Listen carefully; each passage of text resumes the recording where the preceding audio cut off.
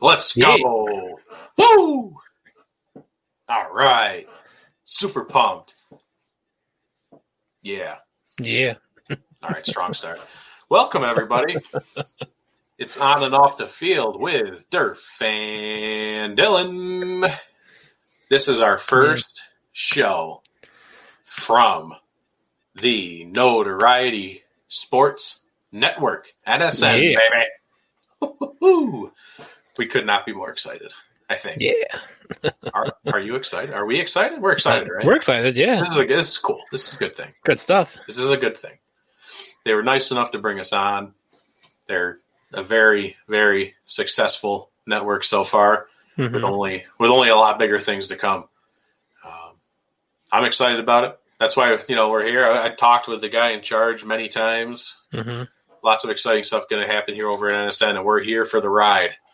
And we're going to bring you with us. We want to bring you along for the ride with us. Everyone's coming with us. And the first person to comment and come along with us on this journey is Brandon Holmes. What's up, brother? From Triple Shot Sports. Hey, Brandon, I know you said you're going to be like a baseball podcast coming up here soon.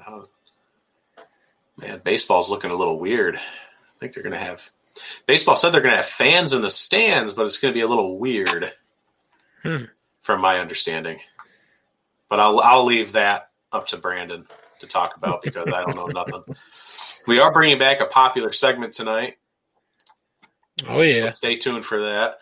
We're also going to be having Mike Danger on from ESPN Radio's Rochester location. We had his co-host of the Sports Bar, Gene Battaglia, on last week. Now we get Mike this week. And then, I don't know. I don't have another guest yet. I want to announce another guest. We don't have one. I'm working on it. I want 52 guests this year. I want 52 guests. All right. That's my goal. It's probably not going to happen, but I'm going to try. I'm going to try, gosh darn it. Oh, boy, I should probably throw up the banner. Welcome on and off the field. Man, should we? Pod seating, yeah, whatever that means. Oh, something like what the Cowboys did. Yeah. You have to get a little section of seats, but you all have to live together or something, and you're going to be spread out.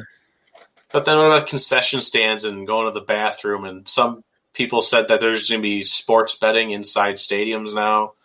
It's going to be a mess. There's no way they're going to be able to regulate it 24/7. But God bless them if they want to try, because baseball needs money. They sure do. They lost it all last year, so they kind of need something to go for them. Throwing up this thing on my phone because it's easier for me to see things. I'm sick, so I apologize right off the bat. If I sneeze or cough or do something gross, I just apologize right now. Stuff like that. If I do that, I apologize. But this is too big a show to skip. I couldn't just be like, I'm sick, we can't do this week. Just happy the Bears lost. I'm right there with Brandon. Yeah. Because I could not have been happier that the Seahawks lost that football game. The way it was going, I don't blame you there. I'm relieved. I could not, this is why, I got. Yep. This is the hat I was going to wear for the show tonight. Yeah. Because the Seahawks season's over. I'm done with it. I've been done for a while, but it's officially over now. So I'm moving on. There you go. This was the year that Jerry said it's the Mariners' year. This is the Mariners' year. 2021, baby. So look out, baseball. Here comes the Mariners. I don't know what. Nothing's changed. I don't know why he thought this year was going to be the year. All right. Let's do our official little warm-up. We got a different warm-up than usual, so things have changed. So I'll let you take over here for anyone that's new that's tuning in, we have our flossing routine. We got to make sure everyone flosses. Flossing is recommended by 10 out of 10 podcasters everywhere. Flossing is follow, like, observe, subscribe, and share. That's copyrighted. You have to pay us if you want to use flossing now. Other podcasters watching this, that's not true, but don't steal it, please. I worked hard to think about this. I actually didn't. But Dirk's going to tell you about flossing and all the places you can do these things. Absolutely. Flossing is not only recommended by 10 out of 10 podcasters, it is also recommended by Stefan Diggs. And you can follow, like, observe, and share on Instagram, Facebook, and Twitter. And subscribe to our YouTube channel and Twitch, which we are currently live on right now. All of those are at OOTF Podcast. Click the link in the video description to get all the other links for all those great things. Make sure to rate and review the show on Apple Podcasts so that we know how we're doing and what you like or dislike about the show.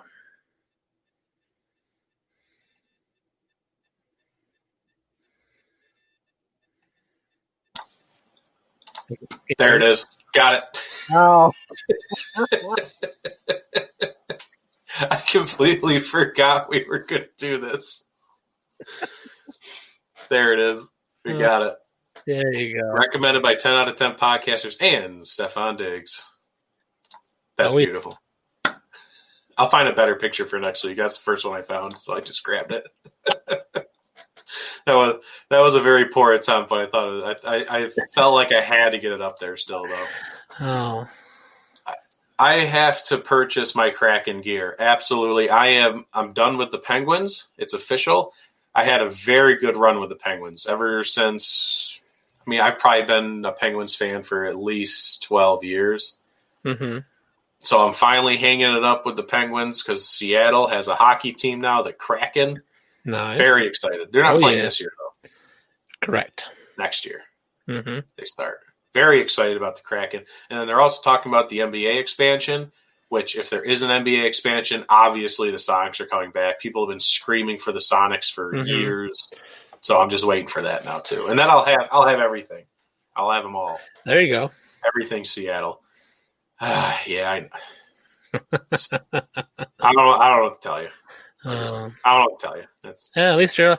At least all of yours are centralized. Mine are all over the place. I'm from the East Coast to the West Coast on teams.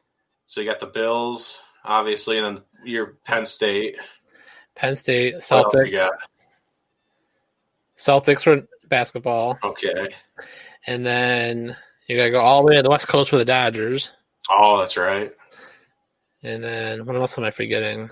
I mean, if I had to pick a hockey team, I'd probably follow the Sabres, but I don't really have a hockey team that I follow, but they're the local team.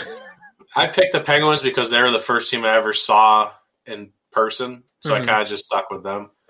But now, I'm trying to get everything centralized. I denounced my Knicks fandom a couple of years ago. It was after they traded Kristaps Porzingis. When they traded him, I was like, I'm done with this team. I can't do it anymore. So I'm just going to wait for the Sonics. I have no basketball allegiance. Look who got a green screen. I got to work on my lighting a little bit. I have to either move my lighting or get more lighting. But yeah, it's good stuff. It's pretty snazzy. Welcome to the show, Rapid Dave. Let's see here. Well, what do we normally do on a normal show? I don't even know what's going on anymore. Well, we did our warm up. We did do the warm up. They know where to find us. Oh my god, I don't have a banner for this. Oh, did you delete it? I must have. We weren't doing it, so. All right, folks, here we go. This is the moment that you've been waiting for forever. We haven't done this segment in months, but it is time. It is time for the Other Boards. Yep. Yeah, we didn't change from last year. We're still doing the same nonsense here. I mean, if you're a fan of the show, then you know that's what we've been doing forever. The Knicks. Yeah, I know. That's why I'm not with them anymore. I was waiting for my alert from OOTF, but here we are. Yeah, we're going live from NSN, baby. Notoriety Sports Network. So make sure your notifications are turned on for NSN. Make sure you are tuned in and notifications are on and everything for NSN related. This is the place that you need to be. Oh, yeah. What's up, Combsy? I know people are just talking in the chat here. Yes, sir. Welcome to the stage. That's our man right there. Nice. That's the man in charge. What's going on, boss man? No, notify. Do notifies work here? Does that even work? I think it's like a personal setup if you have. Oh, I thought you could just do that on like streams. What do I know? I don't know. Let's talk about the other sports. All right. I just brought this up. I just want to talk about the other sports for a little while. Okay. Because obviously we have to bring up Alabama winning the national championship. Mm-hmm. Like, congratulations. Yeah. Golf clap. Devonta Smith, the Heisman Trophy winning wide receiver from Alabama, had 215 yards receiving on 12 catches and 3 touchdowns in the first half. Ohio State had 194 yards total in the first half. So Ohio State lost. In case you didn't, if you couldn't figure it out from that, they lost. in case you didn't, if that didn't give it away. And Devonta Smith didn't even play in the second half. I don't think he even took a snap. I think they just sat him down and like, hey, that was fun. Just go chill out. And they ended up still cruising to a 50-something to 24 win. Was it 52-24? Yeah. And my favorite thing on social media was, hey, Texas A&M should have been there. Texas A&M should have taken Ohio State's spot. We could have done better. Alabama beat Texas A&M earlier this season, the exact same score. That's funny. So, yeah. Your argument is invalid, Texas A&M. So, yeah. I mean, that's pretty cool. Alabama won. Again, I mean, I didn't watch any of the game. We all knew Alabama was going to win, right? Like, no one's shocked by this. This is not shocking news to the world. Devonta Smith had an explosive game, which is fun. But I think I'm not talking draft stuff. I was just about to ask a draft question. I'm not doing it. Moving on. I'm not doing it. That's a rabbit hole I refuse to go down until the playoffs are over. That is my personal rule. I do not talk about the draft. At least draft prospects until after the season's over. All right.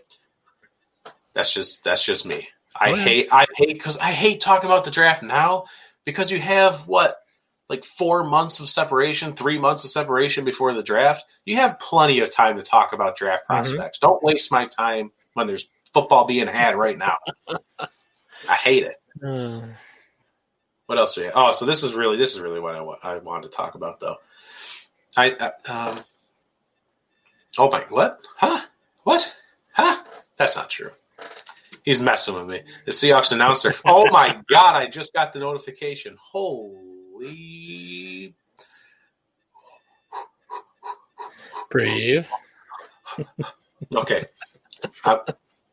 That's NFL news. Oh my God. Okay. I didn't get it yet, but that's okay. All right. I'm breathing. Whew, I just got super excited. Okay. We're doing other sports.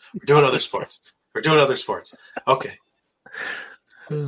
Football is obviously ruling the headlines these days. That's obviously apparent.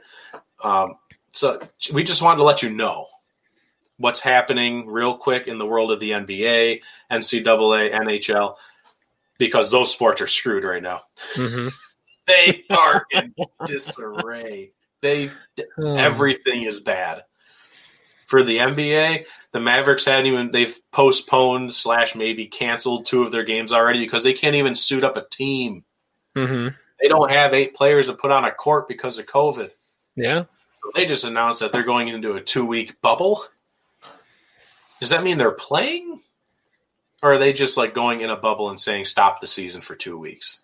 That I'm not sure. I don't really know. I know like tomorrow's Celtics game has already been postponed. The last 2 days of games have been postponed for the Celtics because of protocols. But they got to do something because something's not working for a much smaller number of players on a team, and it's falling apart real quick. Yeah, the first time I heard a couple days ago that the Mavericks were having COVID issues. This is before they even postponed the first game because they didn't know how many players are going to be out. Yeah. I just said, just stop it and go back to the bubble. You obviously can do the bubble. You just showed that you can do the bubble last season. Yeah. Not with all the teams, but you can still do a bubble. You have the ability to create a bubble. And then here we are Now today they announced they're doing a 2-week bubble. So whether they're playing or not, that's a complete disaster in the NBA right now. NCAA, same scenario, but the NCAA is going to be having March Madness, and it's going to be all in Indianapolis. Mm-hmm. So that's kind of they're going to do their own little tiny bubble. They're just going to take over Indianapolis, so that's kind of cool. But all the games right now, it's a mess. About the same as the NBA. Mm-hmm. Postponements, cancellations. Mm-hmm. I don't know specific teams because I'm not that into college basketball. That's why it's the other sports. For those who don't know, the other sports, we just ramble information off. We don't know details because we don't. We're just giving you the news. We can't go into detail about it. I just want to let people know this is what's happening. Mm-hmm. That's my goal here. And then the NHL, I thought this was hilarious. The NHL is starting to become the CFL. Back in the day when we had Rod Peterson on the show, mm-hmm. he let us know about all the CFL money issues. Mm-hmm. Like they're in debt. They can't even play because they can't afford to play because they don't have fans. They literally have no money in the CFL. Mm. Now here comes the NHL, who today the NHL announced that it would be beneficial to not play a season. It would behoove of them to not play a season because it would. I think it said the number was $27 million it would cost them. It was probably more than that. That's the number that's going in my head. Yeah. No, 27 million is a different number. That's the guy. There's an NHL player who's going to skip the season because he's $27 million in debt. Oh. So he wants to declare for bankruptcy, but he has to not have a job to do that. So he's going to skip the NHL season to declare bankruptcy. Oh. I don't know what player that was, but I thought that was hilarious. How do you do that? I'm going to see if I can find it real quick. It can't be too far back. Yeah. Unless I deleted the notification, which is possible. If I can find it, I can find it. But that is a very interesting way to try to $27 million in debt. Whew. Imagine that. Like, no wonder he's going through such lengths. Yeah, I don't see it. I probably deleted the notification. But yeah, that's hilarious, right? It's not really hilarious, but I thought that was just a unique situation. Yeah. Shocking. So the NHL doesn't even want to play a season, but they're going to, I'd imagine. Mm-hmm. Haven't really heard a whole lot of NHL news. Just announced that Wizards and Jazz is postponed. I think that's 3 games alone announced today. Wizards don't have 8 players to dress yet. So Wizards, Celtics, Mavericks. Yep. Mm-hmm. Bubble time, baby. Just go to the bubble. Well, even if you do, like, what if they did, like, shortened bubbles? Like, take breaks. Okay. Like, because you could extend your season drastically, though. That's your problem. Okay, yeah, but, like... But they already started the season later than a normal season would start. Yeah, but it's a shortened season, though, isn't it? Is it? I believe it's shortened. I thought it was a regular season. No, I think it's shortened. But even that, you could do, like, when the All-Star break is for them, like, try to get to there or, just before it, and then, just kind of go around a little bit. But, instead of trying to do it the whole season in one shot in the bubble, maybe, break it up a little bit. That way, players aren't having as many, personal issues in the bubble that we, they kind of, talked about a little bit there. Yeah. If it is a shortened season and you bought yourself some time doing that, if you have the availability, then I am sure it's something you could look into. Mm-hmm. It's too late to change schedules, but you could always have bubble cities where you have your northwest, east, south bubbles, and you have to travel to and from each bubble. Yeah. Which there's still travel involved, but at least it's not to like every city in America. Right. So that was my other thought. NBA's in trouble. They are in trouble. We got the whole crew popping up in here. We got TJ. We have Alan. We have Rapid Dave. We got them all. Just a bunch of yo's and what's up in the chat. What's going on, gentlemen? That's all we have for other sports, though. Just wanted to let the world know what's going on. It's crazy out there. I might have COVID. I'm not sure. I was going to go get tested soon. I'm definitely sick. Yeah. And it's not a normal sickness. Like, I don't feel like this is a sinus infection. I feel like it feels different. So, oh boy. Not good. We're moving on to NFL news. I swear to God, Alan. Swear to God. You know, I Googled Mississippi mud pie. Yeah. Man, Mississippi mud pie looks good. Oh, yeah? Yeah. Like, not going to lie, I kind of want to have one now. I don't know where to get one, but is this where I go to get free skin? God. People are the worst. He might have the Rona. Might's the key word. Deshaun Watson. What's the first thing that comes to your head when I say Deshaun Watson? Incomplete. Like Deshaun Watson, the human being, is an incomplete person? Like, or an incomplete process of a team. Like, the team is incomplete. Right, yeah. Okay.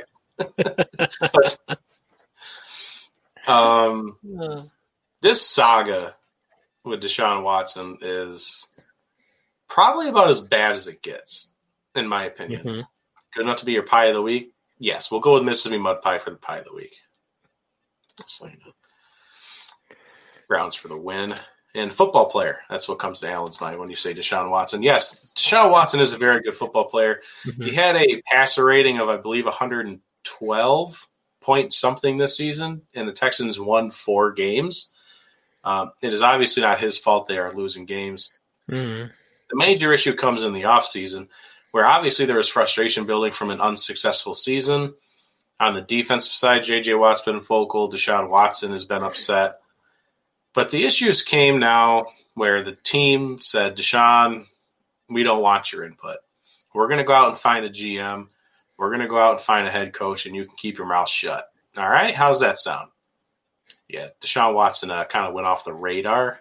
Mm-hmm. He's not returning any phone calls. He's not returning any kinds of communication with the team. He did say he wanted Eric Bieniemy to be considered as a head coaching candidate.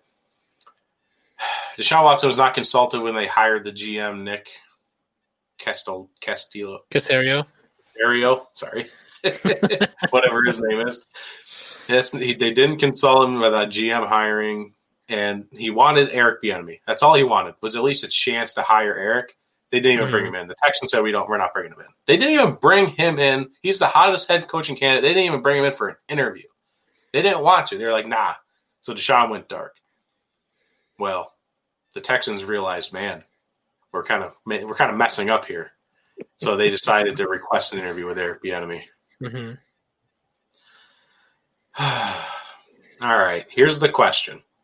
Okay. If you are Deshaun Watson, and let's say the Texans hire Eric Bieniemy, let's just say they hire Eric. Okay. It is the candidate Deshaun wanted.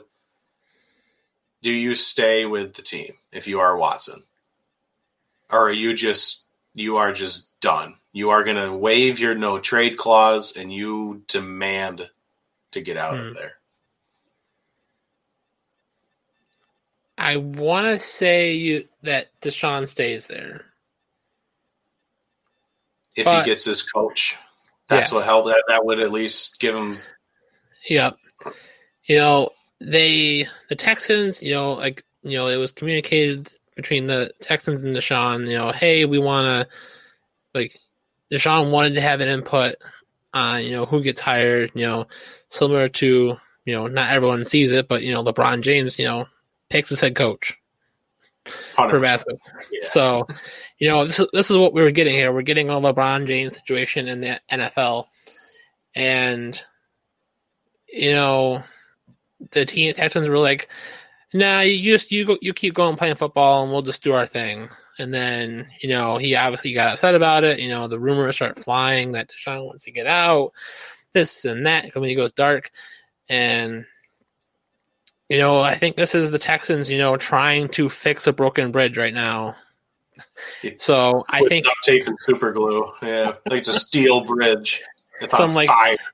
Some raw spaghetti, together with some hot glue or something. Yeah. But I think Deshaun stays if, the fact that they're bringing Bieniemy in now, and, I think he has a good shot at the head coach for the Texans, so I think he stays. I mean, I definitely would think Eric is interested. I don't know if he's interested in the Texans, but he's definitely interested in coaching Deshaun. Who wouldn't be? Right. The dude's a legend. Yeah. They just need – it's just not a sexy position right now to be a head coach of the Texans. That situation with that team right now is going to take years to fix. Mm-hmm. Ugly. But yeah, that saga will continue. That's going to be our off-season story. There's always a story for the off-season.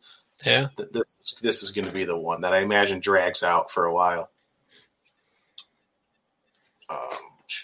I got to check a setting real quick.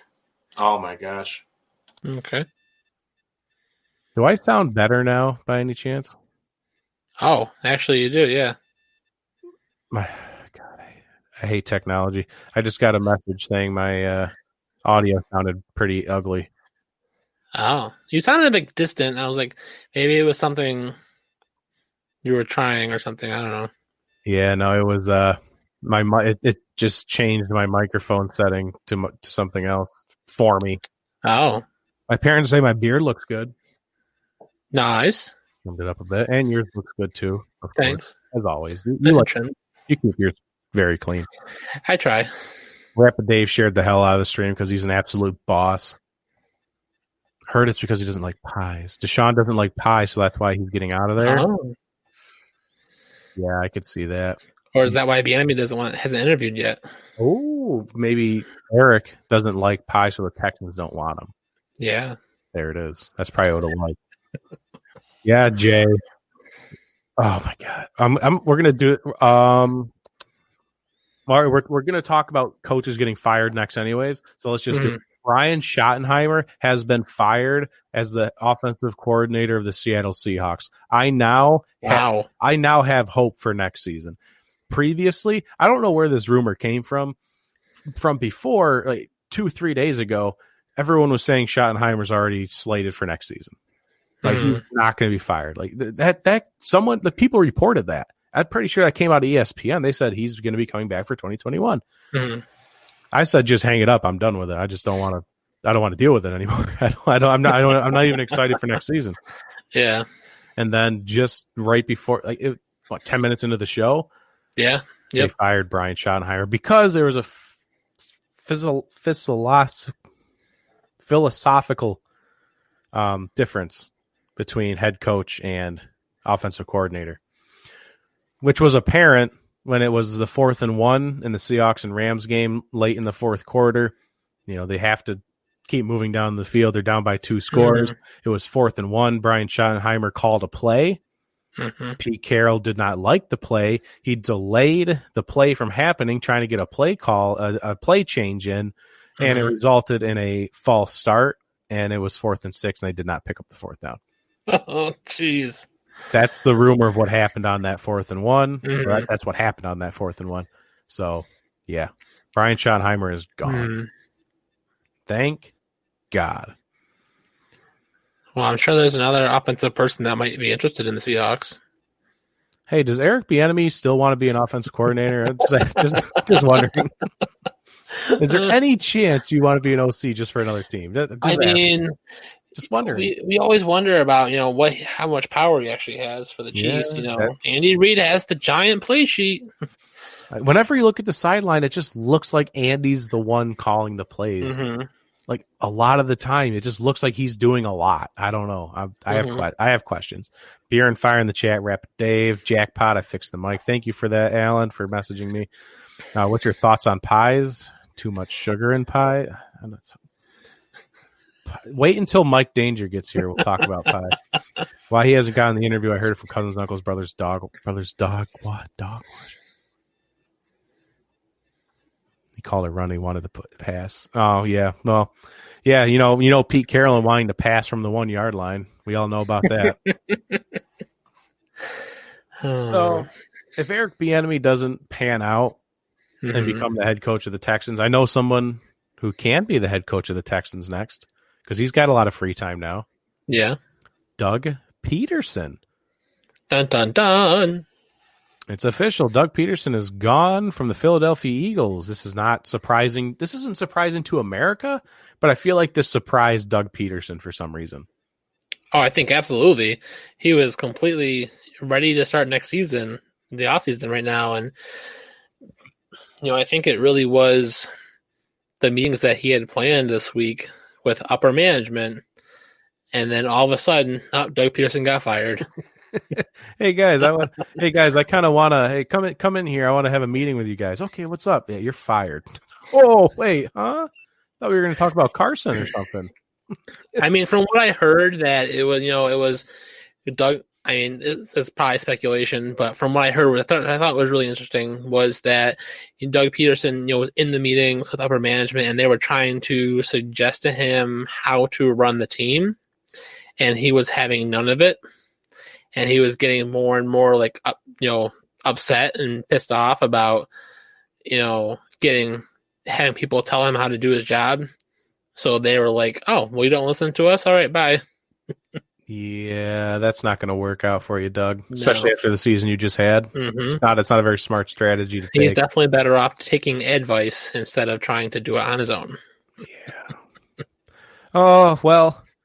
So the question that comes out of this is, can this now save the relationship with Carson Wentz? If that's even the issue, do they really want Carson Wentz still? Are they going to try and trade him still? Do they want to keep him? Mm-hmm. Is this going to repair everything, all the damage that's been done? I haven't come up with an answer yet for that, honestly. I still don't think they want him. I don't think they do either. I think this is even more opportunistic for the Eagles to just, rip the Band-Aid off and get a clean slate here with young, inexpensive talent that you can draft. Yeah, Hunter, I would have to agree with that. Yep. It's going to suck to take that cap hit unless you find a team that somehow sucks all the cap up. I don't know if that's going to happen. I don't know if that's how that's going to work for them. Yeah. But if they can find a trade, whether that's maybe the Colts, some people have said New England, who knows? But yeah, I don't think he can be there anymore. Mm-hmm. A lot of things are happening over here. Rapiday is watching Wheel of Fortune, so he's telling us to be quiet. Apparently, according to Notoriety Sports Network, Chuck Pagano has just retired. Oh, interesting, but not surprising. I mean, Chuck Pagano's kind of fallen off the face of the earth here. Yeah, defensive coordinator for the Bears. Yeah, so that kind of sucks for the Bears because their defense has been pretty well. They were pretty good. Yeah, Chuck's a good reason for that. Mm-hmm. But I hope he enjoys retirement.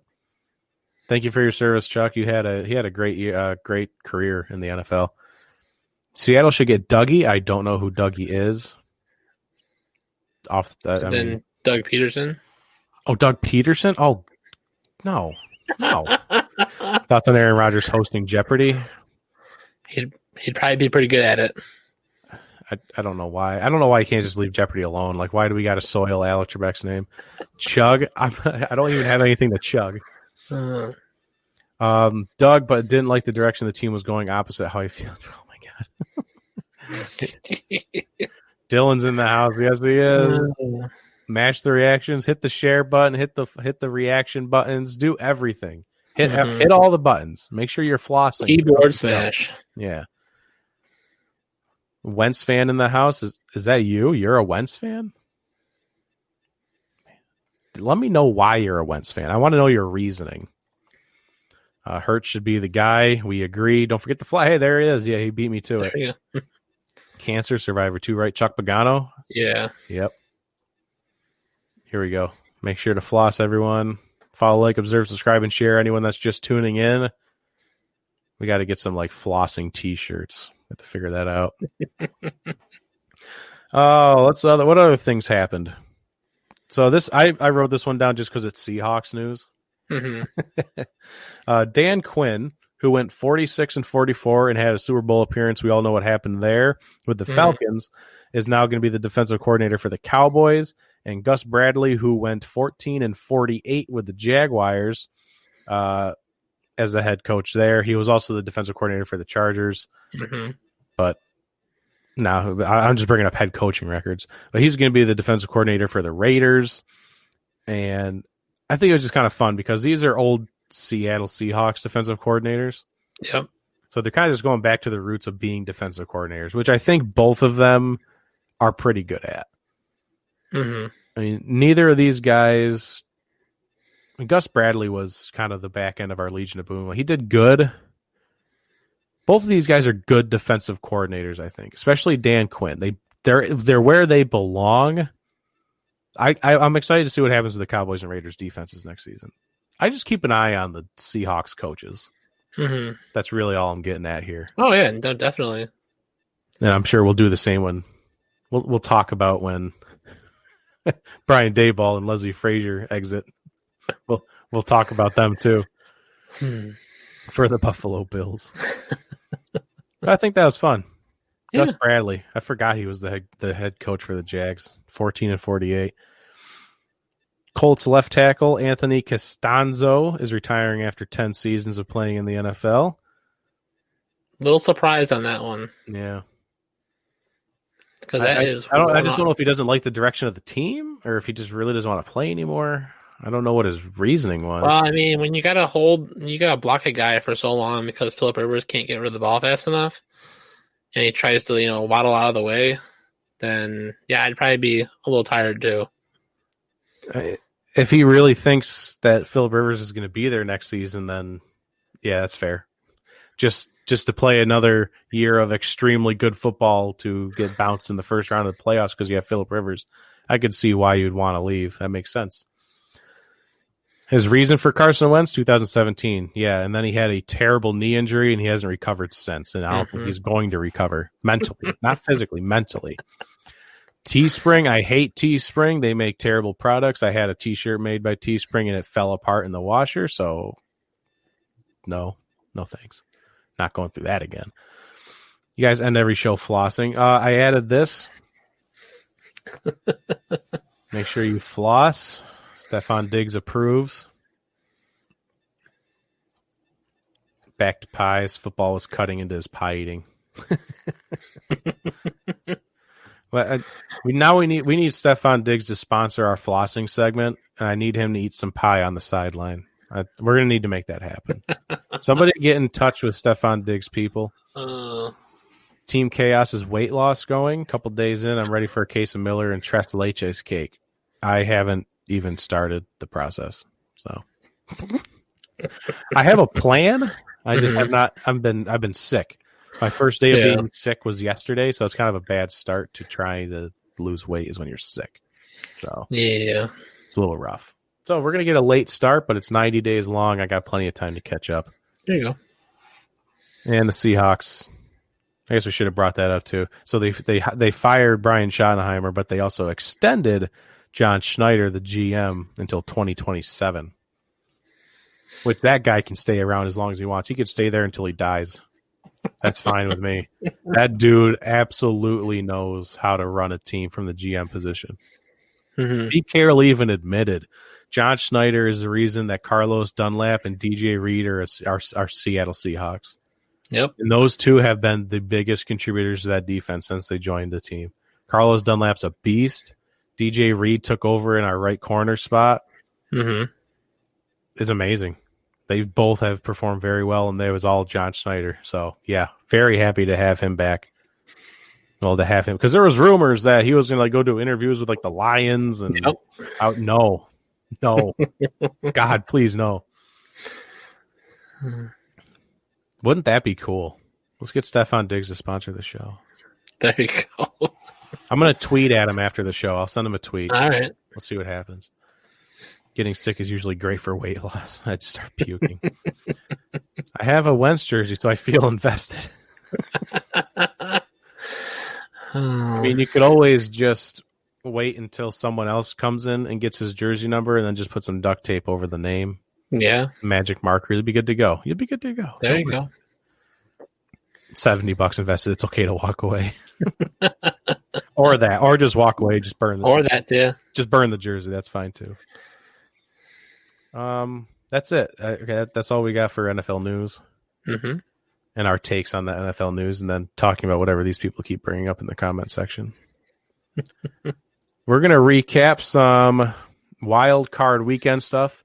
we're going to do some of the other games before we're joined by Mike Danger at 8 o'clock from ESPN Radio from the Rochester location where we're from. So the first one on the docket, we're just going to get this one out of the way. The Rams beat the Seahawks 30-20. This is not surprising. Heading into week 17 of the regular season, I looked at my wife and I said, I really need the Cardinals to not suck at football.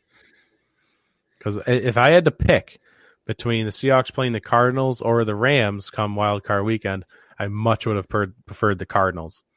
Because the Rams defense can show up any day of the week and beat the Seahawks. I've seen it every single year, whether it's the first game, second game, a third game in the playoffs, whatever the case may be.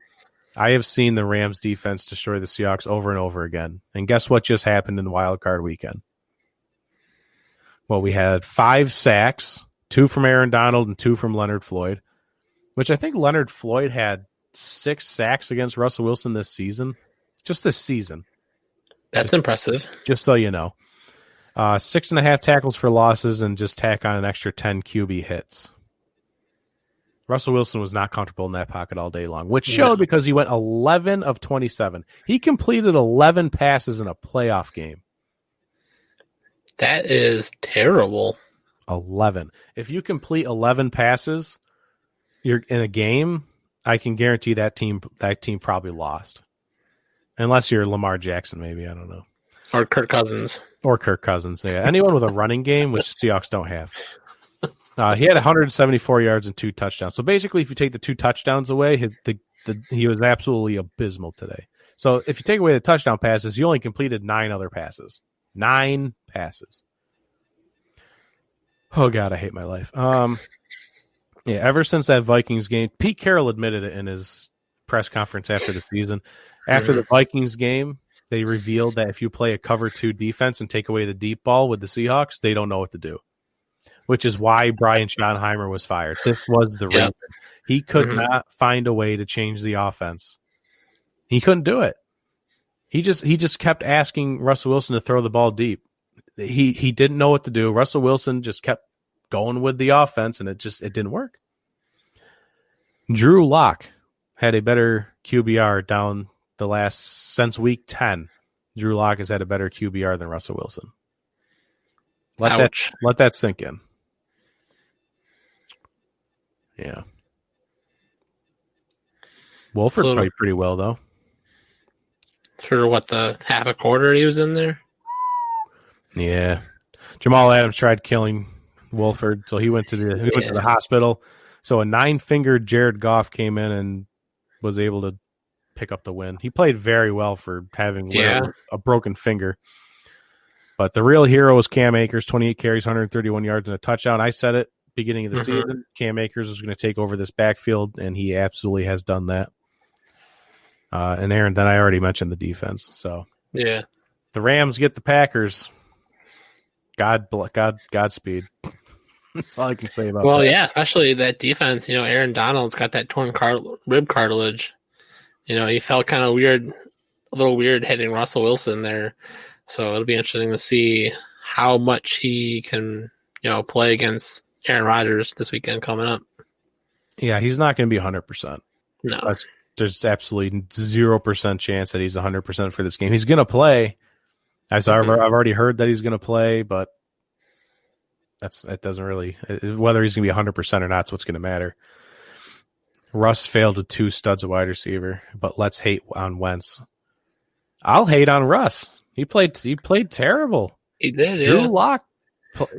I kind of blame the offense as a whole, but at the end of the day, Russell Wilson wasn't comfortable in the pocket. A lot of people point towards the game against the Buffalo Bills where they put him on the ground like 100 times. Like it just messed with him mentally, and he was never the same since. So I'll hate on Russ. I don't care. I said after the Week 17 loss the loss to the Rams, the wild card game, that it's time to draft a quarterback for the Seahawks. Start looking towards the future because you never know. Is Wolford okay?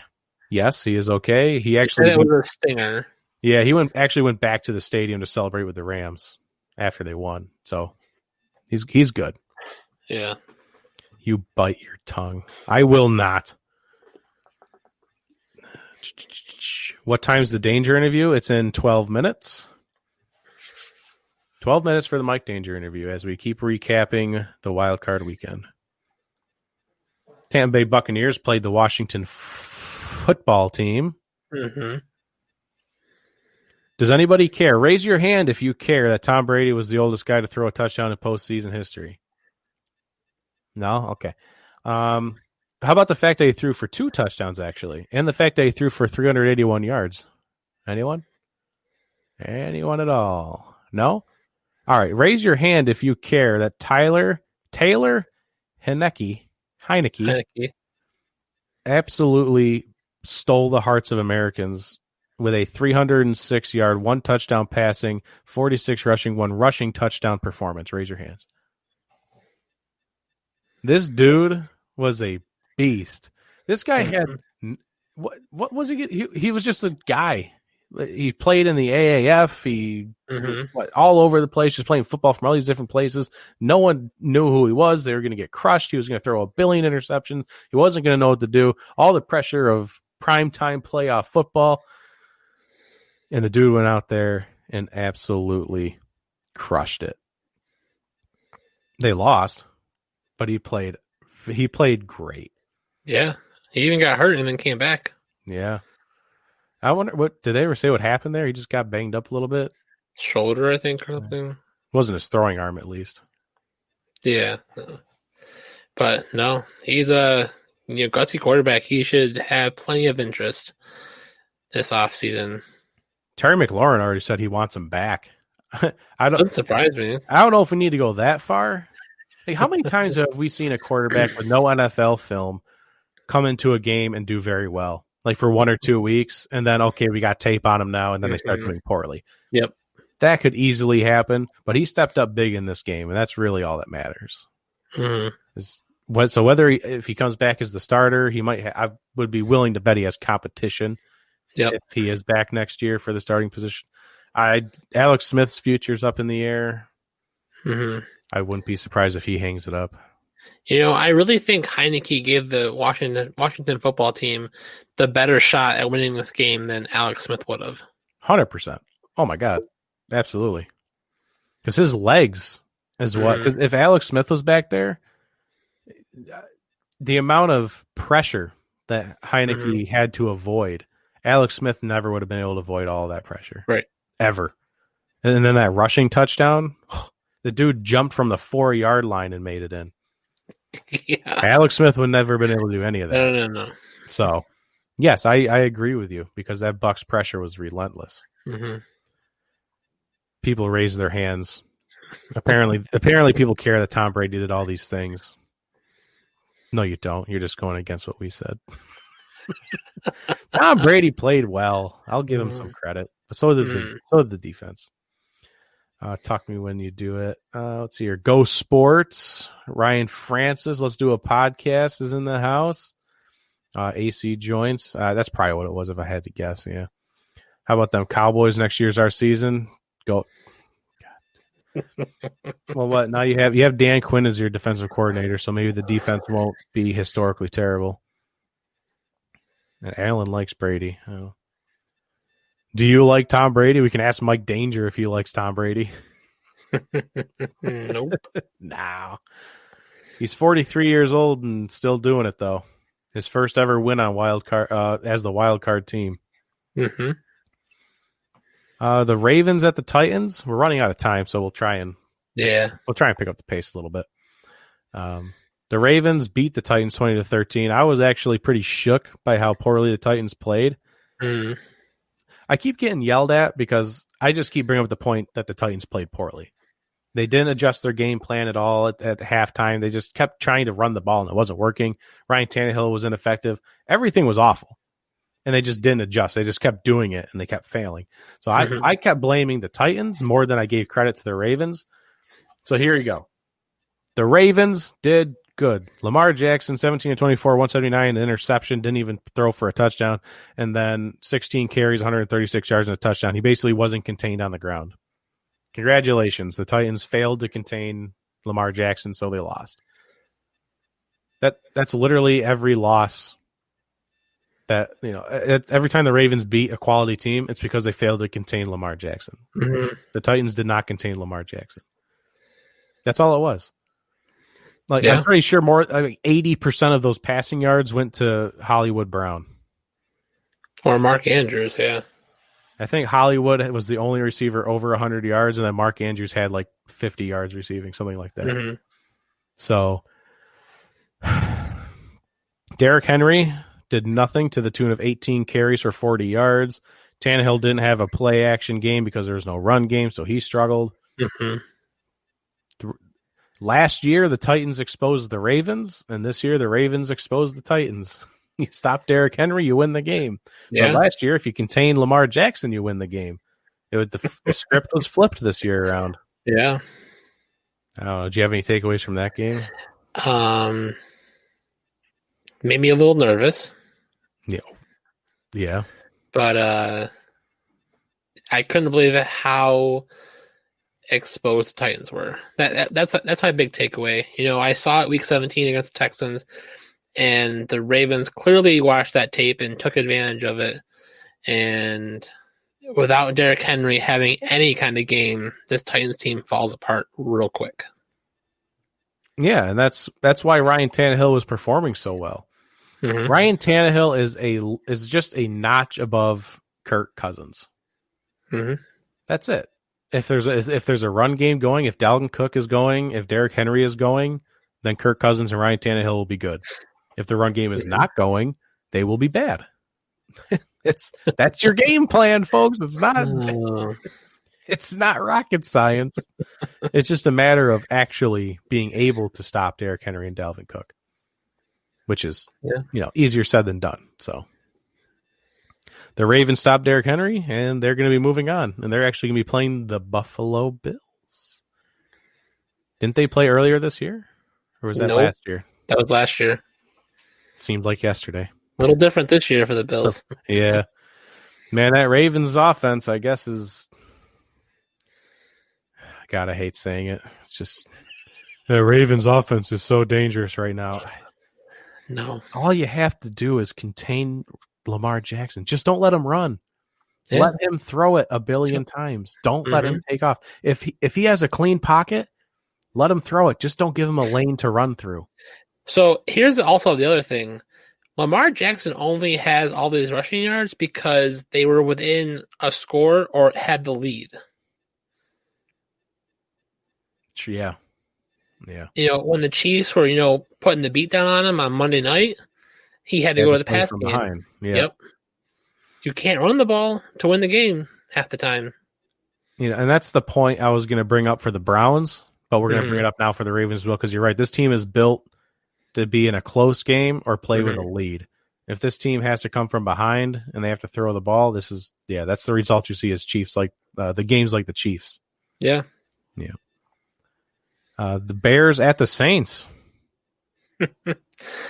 I had more fun watching all the graphics than I did watching the game. I don't have a Nickelodeon, so I couldn't watch it, unfortunately. It was quite amusing. I wish I could have, because I saw the highlights, like the slime in the end zone, SpongeBob field goal net. That was awesome. That stuff was legit. Mitch Trubisky won MVP. I don't know who voted. I guess kids voted for. I don't know who voted. Yeah, for that. All top 3 were Bears players. So, that's like Nickelodeon's most valuable player or something. Nickelodeon's valuable player.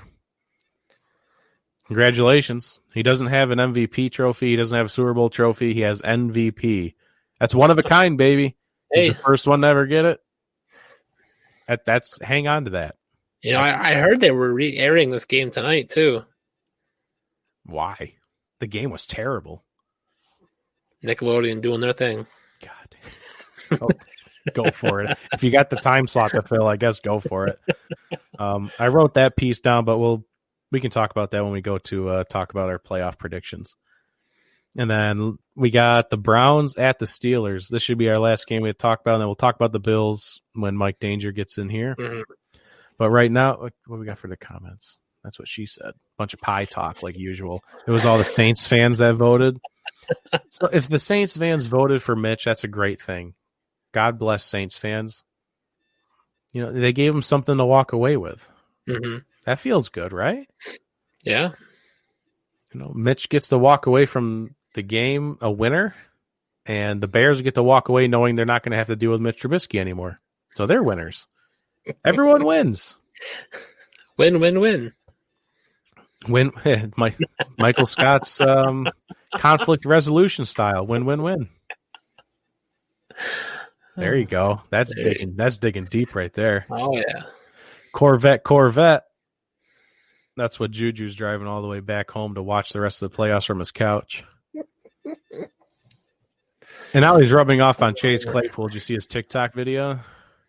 I didn't see the video because I don't have TikTok, but I did hear some nonsense that came out of his mouth.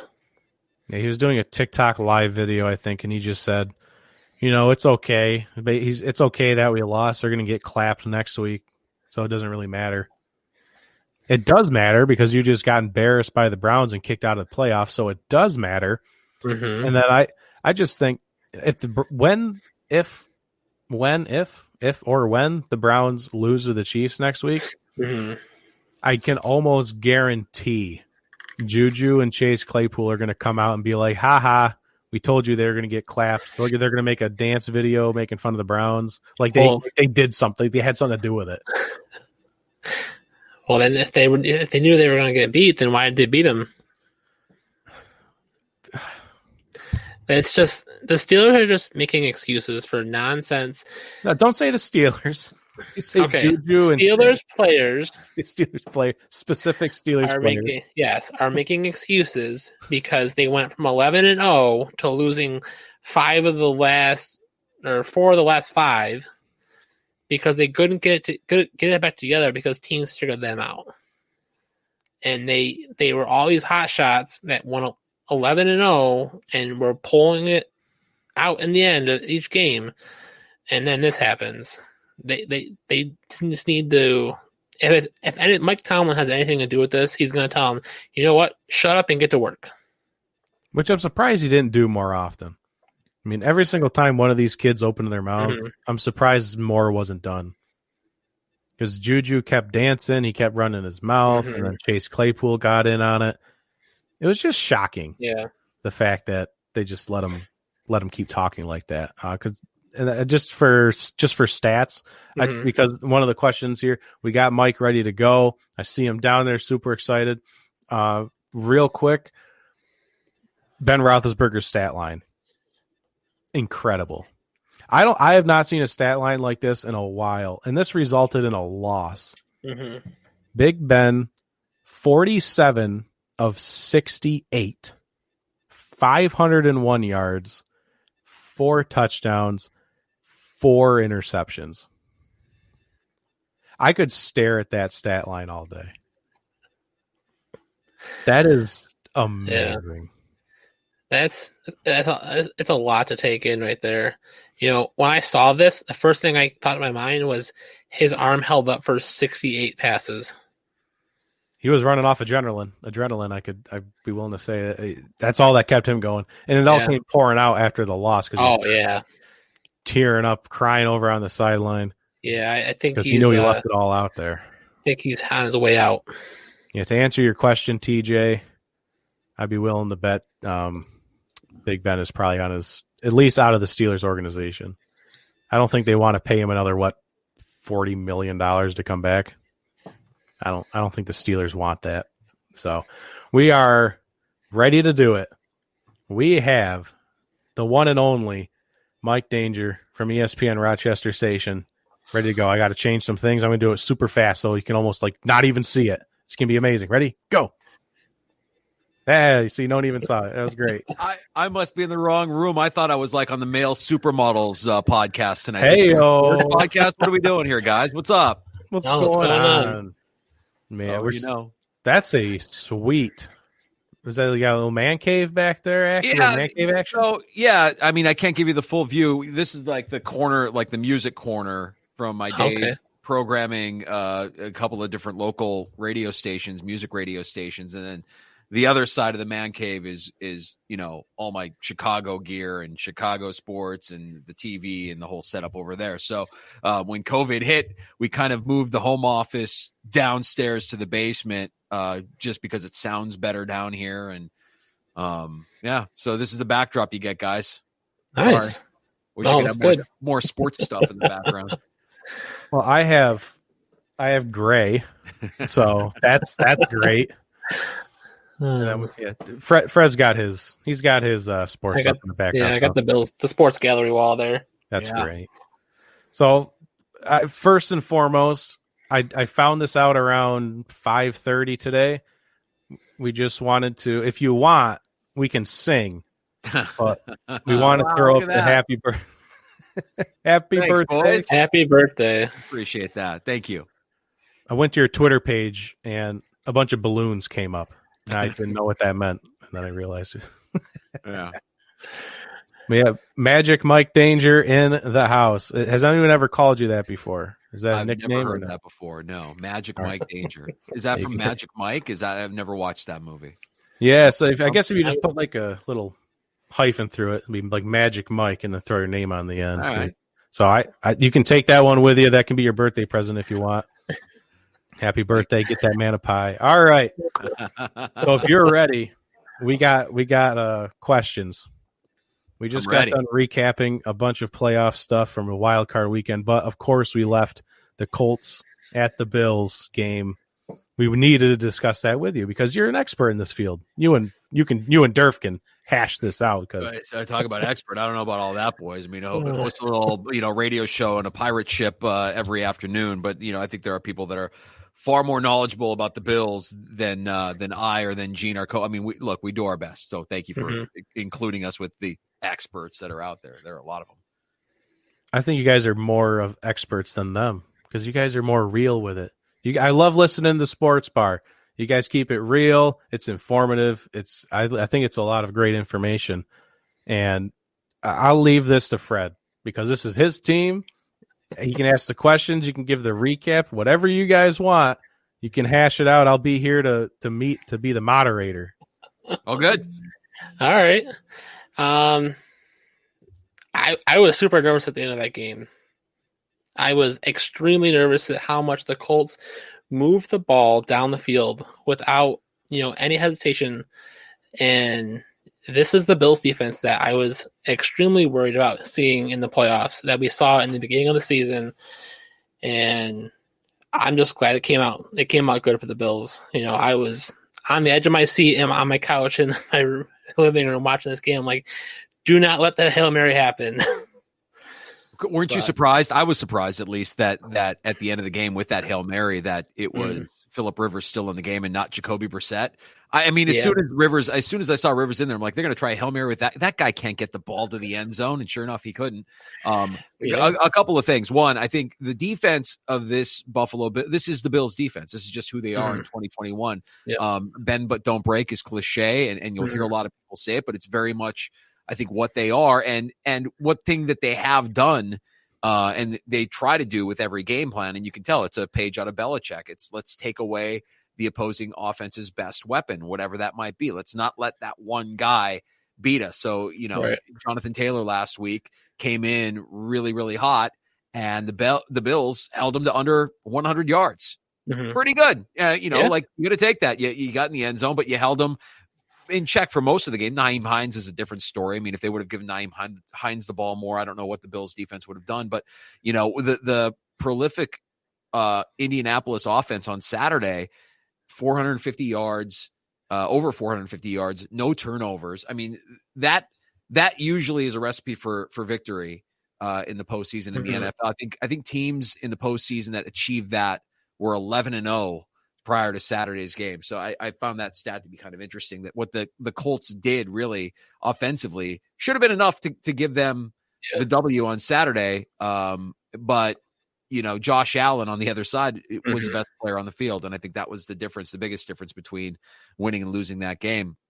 And for what it's worth, Phillip Rivers had a great game. I just dogged him for not being able to get the ball in the end zone. But throughout the game, you could just tell this is a veteran quarterback who's seen it all and done it all in the NFL. And the Bills defense didn't have an answer for him really in the passing game. And he just kept finding seams throughout the course of the afternoon and exposed the Bills for yardage and moved the chains as needed. And that's before you even talk about the physicality of Indianapolis on both the offensive and defensive line.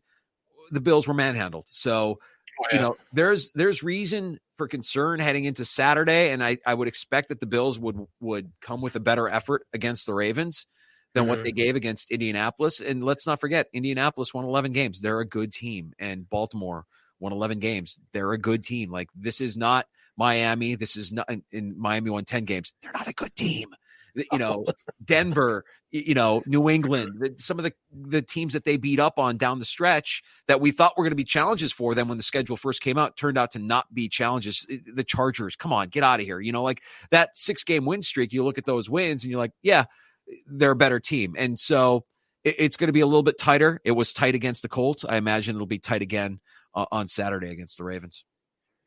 Yeah, definitely. I really think the Bills, I was surprised that they didn't have a ton of answers for the defensive line from the Colts. If you go back to the Sunday night game against the Steelers, it was 1-1 for the most part. They shut down TJ Watt with Darrell Williams. And I was surprised that, Josh Allen had tons of pressure on him, that costly fumble that, luckily the Bills recovered. But yeah, if I had to take a guess here, I think with the offense is going to, I think they're going to scheme similar to how they schemed against the Steelers against this Ravens defense.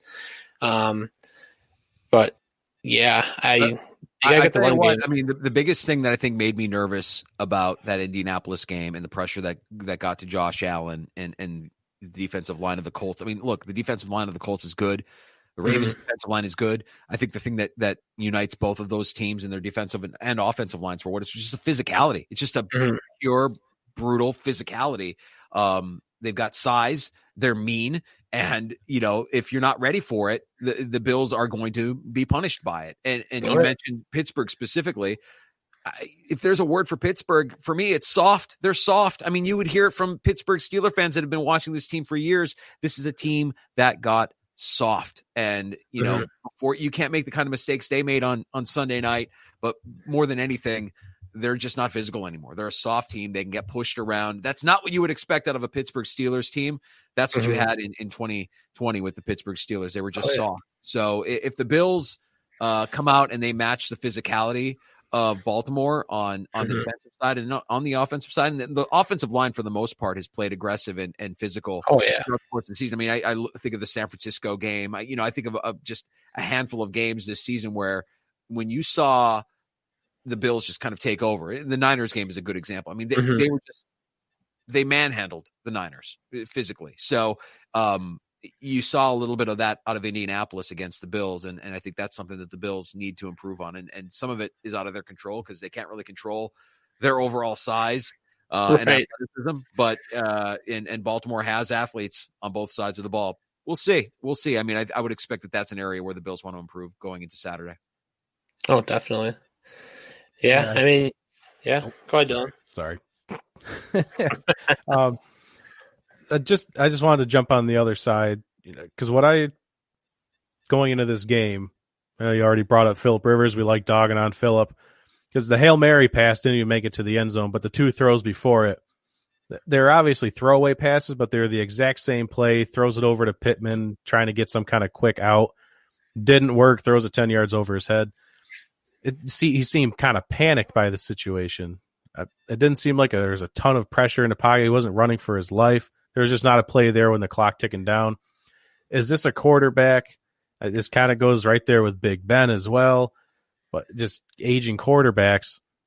Is this the kind of quarterback that the Colts are going to want to take into 2021? That's funny, man. I mean, I think that, with Rivers, with Roethlisberger, with Brady, with Breeze, I mean, guys that have been in the league as long as they've been, they've seen it all and they've done it all. And if anything, they have the wisdom to know, hey, it's not there. I'm getting rid of it to live another day. That's, you mentioned the Josh Allen fumble, and man, I think about that play and I love it because he's trying to, with every breath in his body, he's trying to make a play. That's all he's guilty of on that play. And sometimes that will get you in trouble. And if he just learns to go down Take the sack. Mm-hmm. It's not ideal, but take the sack because, bad things can happen as long as you're upright like that. And we almost saw that happen. But, with Rivers, with Roethlisberger, all of these guys, I mean, they just know, like, I'm going to throw the ball away and live to see another day and have a better chance at it the next play. It's with Rivers. Could you see Rivers I could see Rivers in Indianapolis next year. I think that's up to him. If he wants to come back, I'm sure they would have him because I don't know that they have a better option. He's certainly not a downgrade from Jacoby Brissett. He's an upgrade from Jacoby Brissett. There's no question about that. They won 11 games this year with Phillip Rivers as their starting quarterback, and he's still a gamer. I mean, he played a lot of the season with a bad foot. He's gonna, show up. I can't stand him. I don't know what my irrational hatred for Phillip Rivers, where it stems from. I should like the guy. He's a family guy. He's been in the league a long time. He's going to be in the Hall of Fame when it's all said and done. I should like and respect this guy. And I don't know what it is, this punchable face that he has, and just the trash talking and the jawing. It's like, dude, you haven't won anything. Shut up. I'm right there with you. I don't know what it is. I 100% agree with you. Every single time I see it, every time he throws a deep ball, it's always the deep ball that gets me. It just looks like he's throwing shot put. Yeah, it's amazing that he's a quarterback. He's just kind of get that thing down. By the way, Josh Allen's touchdown pass to Dawson Knox was the exact same throwing mechanic. If you watch that replay, you just kind of he didn't really throw it. He's kind of and it looked like Phillip Rivers. Well, imitation is the highest form of flattery, I guess. Yeah. Exactly. Yeah, he wants to show off for his buddy across the ball. That's right. So I just want to confirm real quick. You did say Chicago Sports Corner. So does that make you a Bears fan on the inside? I'm a Bears fan through and through. But full confession, full disclosure. Right before I jumped on with you guys, I saw the news that reportedly that Chuck Pagano, Bears defensive coordinator, is retiring. And before that game on Sunday, when they were losing to Green Bay, I'm like, I've been a Bears fan long enough to know how this goes and what's going to happen. But let me just predict what I think they should do and what they will actually do. What they should do is blow it all up. Get rid of everybody. Thompson, the president, gone. Pace, the GM, gone. Head coach, gone. Quarterback, gone. Start over, because this was terrible. It was for an 8-8 team. Terrible. They shouldn't have been 8-8. I mean, they almost lost to Detroit week 1. It was a prayer that they won on. There's no reason that was not a playoff team. If you watched any of their games, any Bear fan will tell you they were frauds, absolute frauds. I had no hope of them winning that game on Sunday. So going into the playoffs, I'm like, all right, they're going to lose to New Orleans. They should blow it up. That's what they should do. But every Bear fan knows this is what they will do. They will move on from Chuck Pagano, and he'll be the scapegoat, right? He'll be the guy that they blame, or not blame, but he'll be gone. Like, okay, that's enough of an overhaul. And then we'll keep Pace, and then we'll keep Nagy, and we'll keep Trubisky, and we'll run it back. It's like, guys, do you watch your own game film? Do you know that you have a quarterback that on 3rd and long will check down? Like, this is not an NFL quarterback anymore, guys. I'm sorry. I know you invested what you invested to get him. Maybe you should have not ruined his confidence last season by benching him in the middle of a game on national TV and learn how to manage this guy. Because listen, if you're a quarterback and you don't play with confidence, you will fail. You will fail. Every quarterback that loses their confidence fails. And until they get that swagger and that confidence, it's over. Forget it. So they mismanaged Trubisky. Not that Trubisky is any great talent, but I think he could have been better than his time in Chicago. We saw a season of a fairly decent Trubisky the year that they went to the playoffs, Nagy's first year. And I thought to myself, all right, maybe there's something there. And just like Bills fans, I'm sure, saw Josh Allen last year and said, you know what? Maybe there's something there. Good or bad, we've seen some flashes. Maybe there's something there.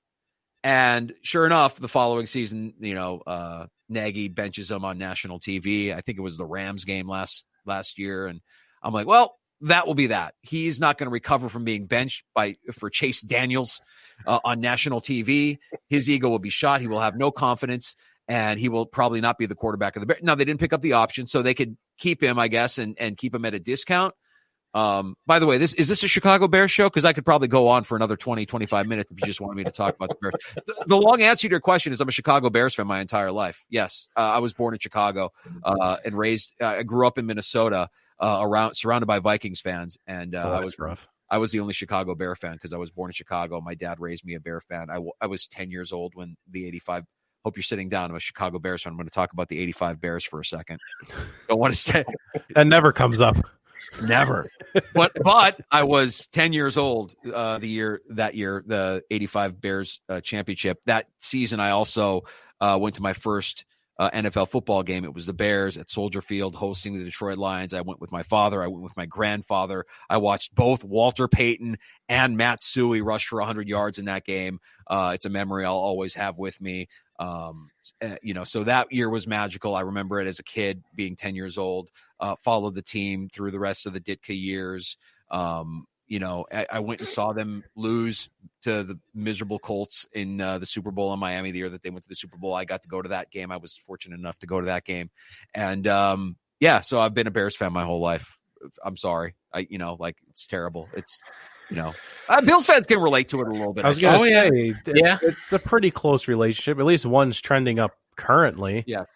I think I just wanted to run back to that one comment with the benching of Trubisky at halftime, because to bring it full circle back to the AFC East, that I was all for Brian Flores at least being considered for Coach of the Year until these shenanigans happened of benching Tua for Ryan Fitzpatrick a couple times. Right. That is not going to work. Oh, Tua, you're not playing well. We're losing. Just come out of the game. Now you're good. You did. I'll give you a little plug for the Sports Bar tomorrow afternoon. We're going to talk to Armando Salguero, who writes for the Miami Herald. He's a Dolphins beat reporter, and he's a Radio.com NFL insider. And I love talking to Armando specifically about the Dolphins because he's so close to that team. He covers that team, and he has the insight on what's going on with that team. And when things are bad, he'll say, no, things are bad. What are they doing? No, they're tanking for Tua. They, like last year when they were bad, he's like, no, you can't tell me that this doesn't look like a tank. Now, it wasn't a tank, but they got their guy anyways. They got Tua, that the owner wanted Tua. I imagine that because the GM works underneath the owner, that the GM wanted Tua. Somewhere along the chain, somebody didn't want Tua. And my guess is it's the coach. My guess is it's Flores. When you bring in Chan Gailey to be your offensive coordinator and you know that Ryan Fitzpatrick is on your roster, your best chance to win is Ryan Fitzpatrick. And I think we saw during the course of the regular season, that team responded differently when Ryan Fitzpatrick was in games versus when Tua was in games. And they'll play for that guy. They'll fight for that guy. That guy's a leader. Tua's not there yet. Now, Tua may learn. He may get there. I'm not convinced. I'm not a big believer. I love what he did in college. I think it's a great story. I hate that he got injured at the end of his Alabama career. But I think undersized, not a great arm. I think Tebow with maybe a slightly better arm. And I really don't know how it works with Tua. Now, the reason why I'm excited to have Armando on tomorrow is because I really want to know, is there dysfunction within the Dolphins because of what you mentioned? The idea that you're being told Tua is your starter, or you're saying as the head coach, as Brian Flores, Tua is our starter. Now, you didn't communicate that very well to Ryan Fitzpatrick. You saw his reaction to getting benched in the middle of the season. I don't know that you communicated that well to your team because I don't know how they reacted to it. Tua won games. So congratulations. You won some games with Tua. But the way you won those games, when you go back and look at them, it wasn't because Tua was anything spectacular. You won them with a lot of turnovers, scoring on defense, special teams. Really, you were winning games in an unsustainable way. It wasn't coming from the play of your quarterback. And that's why you saw Fitz come into games as almost like the closer. Who needs a closer? If you're a good quarterback, this isn't baseball. You don't need to bring in the good pitcher to close out the game, but that's kind of how they used Fitz a handful of times there. And I don't know, man, I feel like that's coming from the head coach. That's the head coach's decision on the field saying, this is the one time that nobody can question me. It's not like the GM has a direct line into the coach's ear and saying, what are you doing? Why would you pull out? He probably has to hear about it after the game. I think that there's a layer of dysfunction somewhere. My guess is it's between head coach and GM. I wish them luck, but I don't know that Tua is the guy. I mean, I don't think Tua's. I don't wish him that much luck, by the way. I don't wish them 10 wins worth of luck. But honestly, I disagree with you. I never consider Brian Flores as a coach of the year candidate. I know that 10 wins is a nice story, but again, the way that was all handled from the benching of Fitzpatrick to Tua to benching Tua for Fitzpatrick. Yeah, you won 10 games, but you won them in an unsustainable way. And when it really mattered, when you really needed that win, you couldn't beat Buffalo's second team. Stay down. I mean, don't even, I don't know that Brian Flores is the guy in Miami. We'll see how next year goes. But if next year goes south quickly for the Dolphins, if Miami, has a poor season, they're not married to Brian Flores. I mean, who knows? Maybe Jim Harbaugh becomes available after a bad year at Michigan, and Ross, the owner, Stephen Ross gets the guy that he's wanted all along because he's a Michigan guy. We'll see. I mean, I'm not convinced that Brian Flores is the guy. I think it'll come sooner than next year. I mean, I think this offseason will tell a lot for the Dolphins. It all starts with their offensive coordinator, if they're going to cater to Tua or not, because Chan Gailey never made sense from the start. They've already hurt his development by bringing in an offensive coordinator in year 2. They've already done that. So if your plan, your goal going into the season is we want to develop Tua Tagovailoa, our draft pick, guys, don't hire Chan Gailey. Now, you hired Chan Gailey before the draft, but we've got a year of Chan. Now you've got to bring in another offensive coordinator who's going to feel like he's the smartest guy in the room and has to teach Tua Tagovailoa a whole new system. Maybe he's a smart enough guy where he can pick that up right away. I'm doubtful. It doesn't help quarterbacks. It hurts them more times than not. Watch what happens in Los Angeles. Old habits die hard. Watch what happens with the Chargers and see if Herbert has the kind of year next year as he had this year. I'm telling you, one of the reasons why the Bills have been as successful as they've been is that continuity, the idea that Allen knows Daboll's system now. This is year 3. He knows it inside and out. He's playing with a confidence that you only get when you know what you're looking at, what's been called, how you can exploit it, who's going to get it. These guys don't get that when they're switching coordinators every year. It stunts their growth. And the perfect example of that, all you got to do is look across the lake. Go to Cleveland. They cycled through offensive coordinators, head coaches, and quarterbacks like they were coming out of a gumball machine. Put a quarter in, pull out a new one. How exciting is that for them, though, right? I mean, it looks like they got it. And this year, Baker's play this year, I think has been good, not great. Again, they've won a lot of games, and they're in a great position to go for it all. I don't like their chances against Kansas City personally, but Baker, is interesting. And the idea that he's gone through everything that he's gone through so far in his career, yet he finds himself in the postseason this year, I think it's a big testament to Kevin Stefanski. I mean, if you want to talk coach of the year, I would listen to that argument. I mean, to go into Cleveland, which from all considerations on Cleveland all this time, I mean, that's the model of dysfunction, right? Like that's all we've ever heard out of Cleveland is they are a train wreck. You hear it from people that are going in, leaving, everybody that's cycled in and out of there, dysfunctional organization. Yet this year, I don't know if the Haslam stepped back and just didn't meddle as much. I'm not sure. That'd be hard to believe, but right. But I'm not sure if Stefanski is just that much more put together and buttoned up. I mean, like a pretty remarkable job for a first-time head coach with an organization that's for the most part been dysfunctional for the better part of 20 years. So I would listen to that guy as coach of the year. And for what it's worth, Baker, doesn't look any worse for the wear given all of the coordinators and play callers that he's cycled through in his young career. If he continues with Stefanski and they continue to kind of develop and learn and grow from their relationship this season, that, I'd say he probably has a chance of having a pretty prolific NFL career. All right. And I think we'd be ready to move on to picking some playoff games, moving on to next week. But I have to appeal to the masses. I don't know if Gene came to you at some point last week and said, I was on that crazy on and off the field show, and they kept asking me about pie. I don't understand. Oh. Yeah, okay.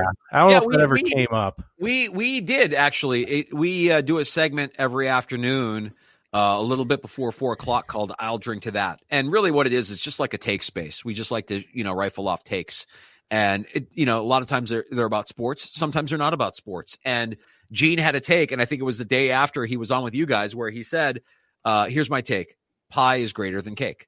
Wow, hands down, pie is greater than cake. And I'm like,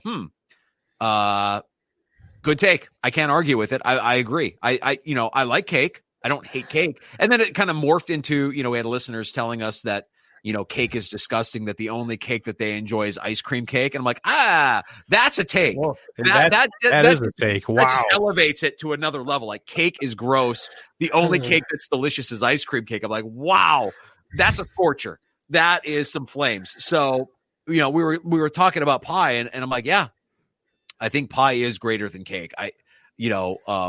Now I'm saying that it's my birthday today, and I mentioned I didn't mention this earlier, but you said you were on my Twitter feed earlier, and I posted something. My daughters, I'm a girl dad. I have two girls, 16 and 11, and they surprised me with this giant platter of carrot cake sandwich cookies. So it's carrot cake with the cream cheese frosting sandwiched in between, like an oatmeal cream pie. Mm-hmm. Damn delicious, gentlemen. I mean, I got to tell you, I don't know if I've ever been prouder. These girls they killed it. And that's carrot cake. I like carrot cake. Might be my favorite cake.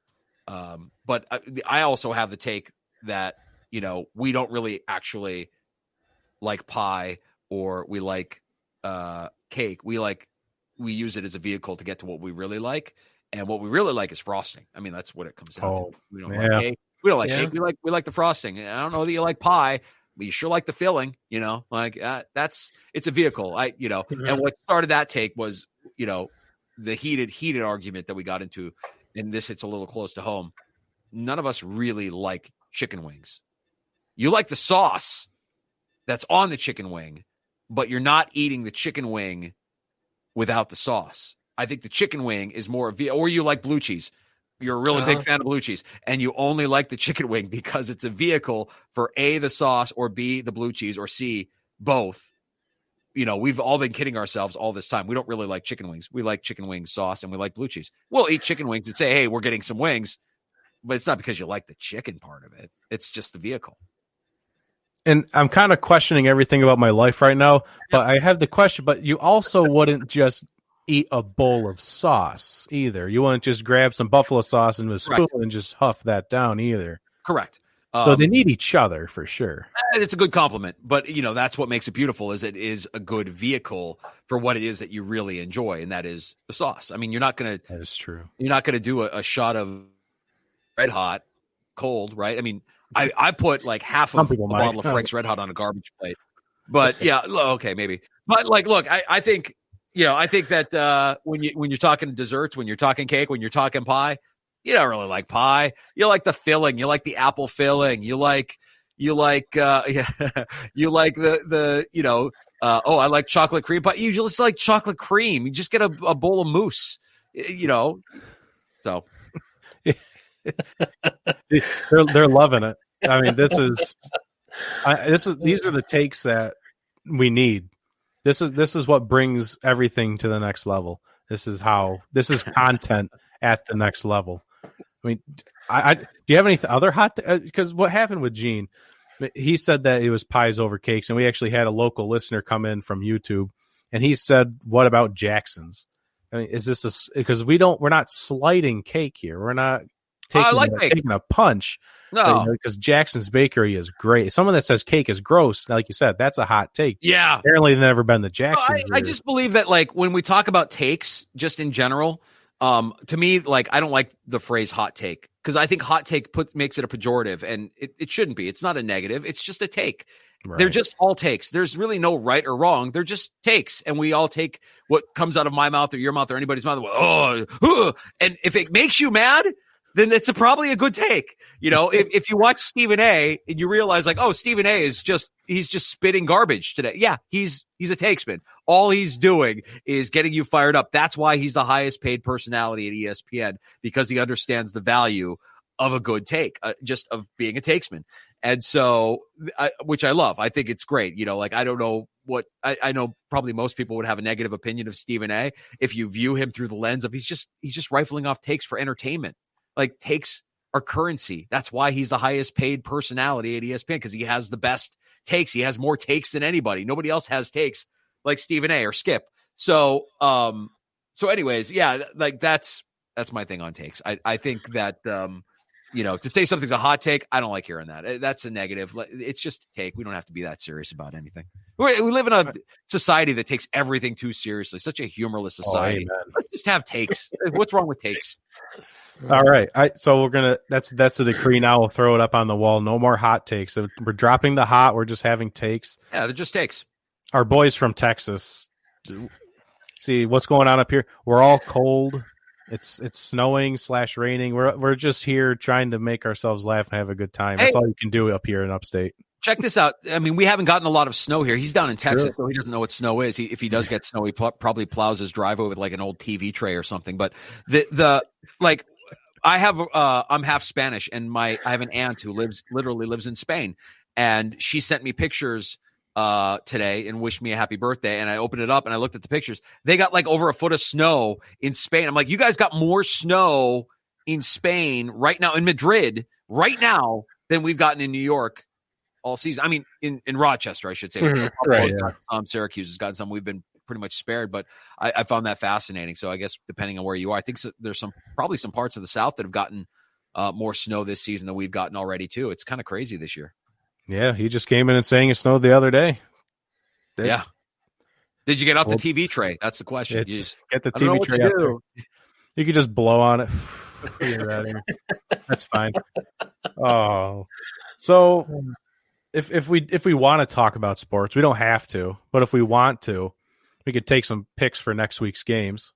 Let's do it. It's up. So I just want to bring up this for those that don't follow us on social media. I posted this today. I feel like it gained just a lot of people's interest, so I just want to bring it up. AFC quarterbacks, Patrick Mahomes, that are currently in the playoff race. I should make sure that's clear.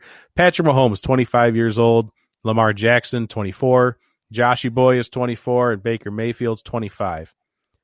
NFC quarterback ages: Tom Brady, 43. Drew Brees, 41. Aaron, 37. And then you got the young buck, Jared Goff, at 26. I pose the question, the future for the AFC seems so bright. Just the possibility of the AFC running the table for a couple of years of winning Super Bowls seems a lot more likely than the NFC, where these guys could retire. And unless someone steps up in a big way soon, someone that we haven't even discovered yet, who are we looking at? Dak Prescott, Jalen Hurts? Who's the young guy in the NFC right now who's going to take over for Brady, Drew, Rodgers? I don't know if that person exists that plays at that kind of level. It's crazy, right? Like Gene and I were talking about this earlier today, and I say it often, like in the NFL, things change really, really quickly. A year ago, if you're a Bills fan, you would have never thought your practice squad would have included, even at the beginning of the season, you would have never thought that your practice squad included Devontae Freeman and Kenny Stills. Yet Devontae Freeman and Kenny Stills reside on the Buffalo Bills practice squad today. Who is that quarterback? It's Jordan Love, obviously. I'm kidding. I'm a Bears fan, and I don't know. As this Bears fan really doesn't know why Aaron Rodgers is still in the league. I mean, he's a cancer in the locker room. He should have retired years ago. Get him out of here. Just get out. I mean, seriously? Why? Why is he still playing? He's got a great career doing pitching State Farm. He's funny. Great personality. Likes his scotch. Go be a pitchman for Doers. Get out of the NFC North. At least go out elsewhere. Go into the booth or something. Yeah, we don't need you here. It's not Jordan Love. He sucks. I'm trying to think of how. So I have a couple of theories on quarterbacks that might be playing for different teams next year. Because the quarterback carousel every offseason is always like one of the funnest things to watch, right? Last year, the first domino that needed to fall was Brady. And once you knew where Brady was going, everything else kind of fell into place. This year, I actually think that the first domino that needs to fall is the guy that the Bills just beat on Saturday. It's Phillip Rivers. And maybe not as much today as 2 days ago, because the Eagles fired Doug Peterson after listening to their 34th ranked quarterback and siding with him over the coach that won them the Super Bowl. So, all along I kind of thought, all right, look, I know it would be ugly. But Wentz to the Colts would make sense, and it would be an ugly move for Philadelphia to make because of all of the dead cap money that they would have to carry, and the contract is a mess and the whole thing. But there are ways where that could work, and it would be beneficial for the Colts. You reunite them with Frank Reich. you bring him back to a place where he was very successful when Frank Reich was with Philadelphia. So that would make a lot of sense to me. That would be the first domino that I would think would need to fall, would be Rivers and deciding what he wants to do with Indianapolis. But then I think about, some of the other quarterbacks that are out there and what else could potentially happen. And specifically, if you want to talk about the NFC, I think Jimmy Garoppolo ends up back in New England. I don't know how you guys feel about that, but I feel like Belichick's going to get his guy that he wanted all along and do whatever he has to do to get him back. That leaves you an opening in San Francisco. I'll get to that. I think that the Saints are going to have to worry about what they do when Breeze retires after this season. It's not Jameis. All right, guys, if it was Jameis, we would have seen him earlier in the year. And Taysom Hill is, potentially Taysom Hill is the guy that could be the starting guy, but not the ideal starting guy. Mm-hmm. The guy I would love to see, the guy that I'm pulling for to see in New Orleans, because I think it would just make the NFC interesting, and I think it would make the Saints interesting, and I think it's a great story for Sean Payton, is Sam Darnold. If Sam Darnold somehow found his way in New Orleans under Sean Payton, and Sean Payton, is just arrogant enough to be able to say, I did it not once, but twice in my coaching career. I took Drew Brees when nobody wanted him after his shoulder surgery, and I turned him into a Hall of Fame quarterback, one of the best you've ever seen. Watch what I can do with a reclamation project like Sam Darnold, who was mishandled and misused during his time in New York. And I think he could make Sam Darnold a competent NFL quarterback with Taysom Hill still there as a big part of the offense. And as the emergency in case of emergency break glass kind of guy, you know what I'm saying? And then when I think about the Niners, what are the Niners going to do? I don't know what Detroit is just, annually dysfunctional. And I don't know what their plan is. And, depending on who they bring in for GM, who they bring in for head coach, they're going to have to decide what to do with Matt Stafford. But wouldn't it be fun to see Matt Stafford with Kyle Shanahan, with the Niners, and actually see what he looks like with a competent organization that surrounds him with, talent that could maybe get him to the next level. Matt Stafford is a good player. He should have gotten more out of his time in Detroit. I mean, we see the same thing with Calvin Johnson, with Barry Sanders. I mean, it's just a bad organization. It's just a bad organization, not committed to winning. So put him in an organization that does want to win. Let him play out his final years in the league with Shanahan in San Francisco. I think if the Niners do move on from Garoppolo, you'll hear Kirk Cousins, you'll hear Matt Ryan, because they're both guys that are familiar with Shanahan. I don't think it makes sense at the time, because of the timing, for them to make that move to San Francisco. So I think Stafford might be the guy that could end up as the replacement for Jimmy Garoppolo. He's an upgrade from Jimmy Garoppolo. Jimmy Garoppolo's, maybe he makes it work in New England, but I don't know. I'm not sold. I'm being told that the future of the NFC is Mitch. Apparently he's supposed to be taking over. No, I don't know if you got the message. It's Tony. It's not Mitch. It's not BDN. It's not Nick Foles. You know what? And for what it's worth, I don't think it's Kirk Cousins. There's something about Kirk Cousins that, he just doesn't. He puts up numbers, and we're not there in the locker room. We're not around these guys in meetings and on the sidelines, but he seems to rub his teammates the wrong way. He may be a good guy when he's not wearing his pads and he's out there in the real world. I don't know. He seems very articulate, very bright. But man, I just don't get the sense that, how we talked about earlier, the team doesn't seem like they want to play for Tua. You kind of get the same sense with a guy like Cousins. So yeah, I don't know if he's the dude either. So who else is the future? Who else could step up? I think Carolina's a mess, right? Right. Teddy Bridgewater. I ran through NFC teams earlier today, and I looked at all the teams. I couldn't think of one. Daniel Jones. That's sure. That's the one that everyone's going to go. Dak was having a historic season. If Dak stayed healthy, he would be in consideration for MVP. Had that team won more games. I don't know that they would have won games the way they were winning games. Their defense was so putrid when he was healthy. And they were kind of putrid throughout, even when he wasn't healthy.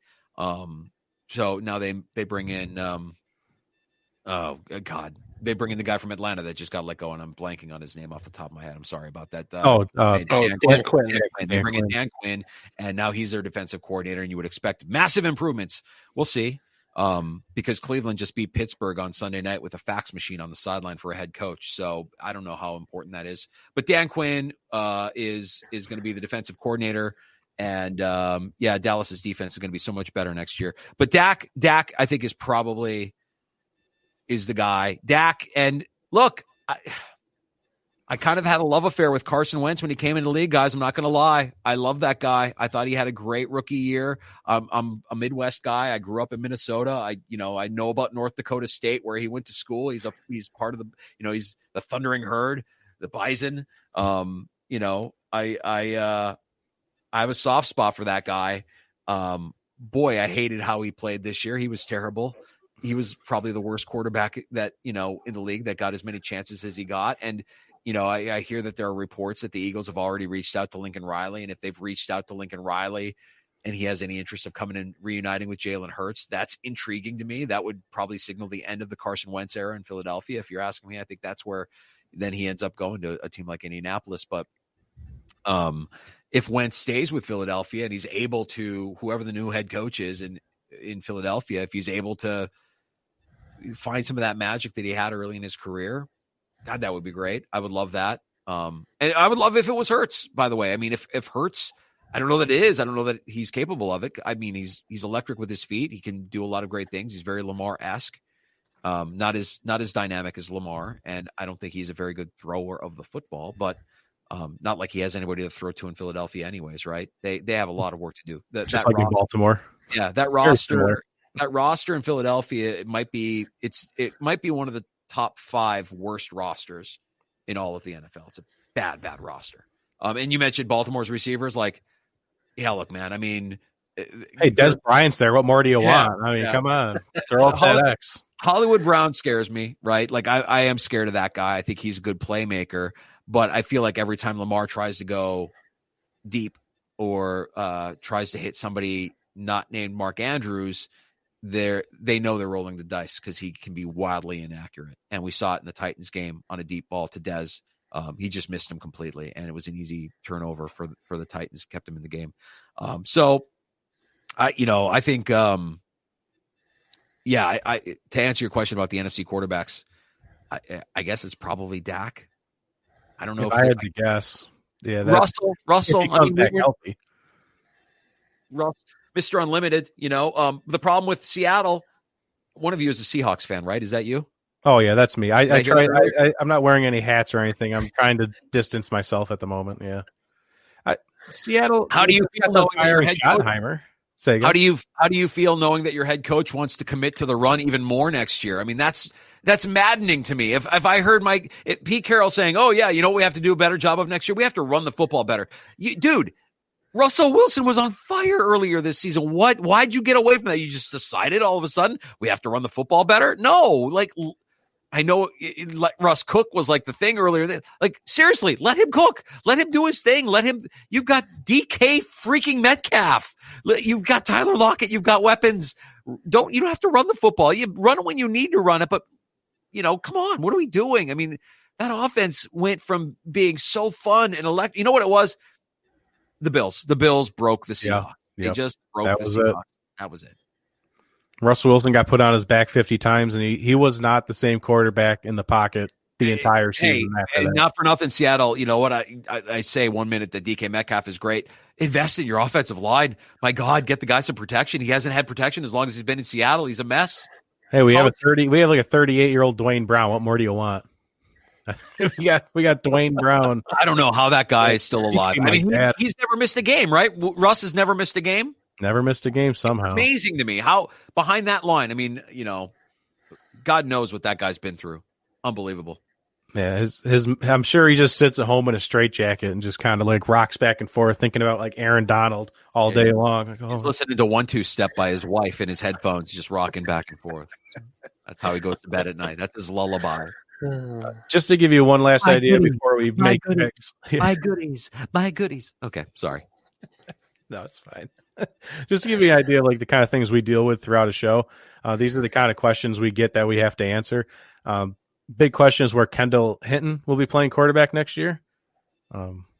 The Broncos wide receiver fill in. Where will he be playing next? Is the real question. The XFL, right? Oh, is that? Ooh, that would be. That's a good take. I mean, if it's back in time, yeah, it'll be back. Not? I mean, I don't know when it'll be back, but it'll be back. The Rock is involved, right? Didn't I see that? So if The Rock is involved, the XFL. Enjoy your time, Kendall Hinton. And look, worse things, right? Like Taylor Heinicke was in the XFL, and he's starting playoff games for the Washington football team last weekend. Like, yeah, you could do worse. Could do worse. Very true. Very true. That'll be his motto. Throw it on a T-shirt. Could do worse.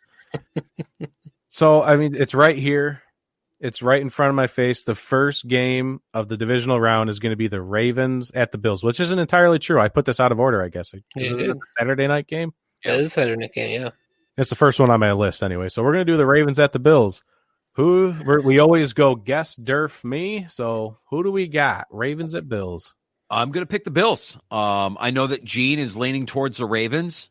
I think the Bills have a better team. And I think they've improved from the last time they saw the Ravens. I think if the Ravens believe that they're getting the same Bills team that they saw last year, they're mistaken. I think the Bills can play with anybody. I think they can outscore anybody. I think the defense is very bend but don't break. And I think it's too much to ask that they're going to entirely contain Lamar Jackson, but I think they'll contain him enough, and their offense will score enough, and the Bills will win the game. Do you want to score too, or do you just want a prediction on who will win the game? We keep it simple here. We'll just take the winner. I'll take the Bills. Give me the Bills. We don't like to get too specific. Our head hurts when we do things like that. We'll keep it simple here. Good. All right. I'm taking the Bills here too. Everyone says the Ravens. You hear it a lot saying the Ravens are they're on fire this end of the year. No one wants to play them. Bills were too, and I think the big difference between the Bills offense and the Ravens offense is Josh Allen. He's gonna spread the ball. That offense works so many different ways. At one point, Josh Allen had thrown to at least 5 receivers in the game, and it's to spread the wealth. And for the Ravens offense, a lot of that is Lamar Jackson, QB draws, play action. DeMarc Andrews. Get J.K. Dobbins in the game, Gus Edwards in the game. It's very it's very predictable. And, I think to kind of go back to your point, Mike, and the Bills are different.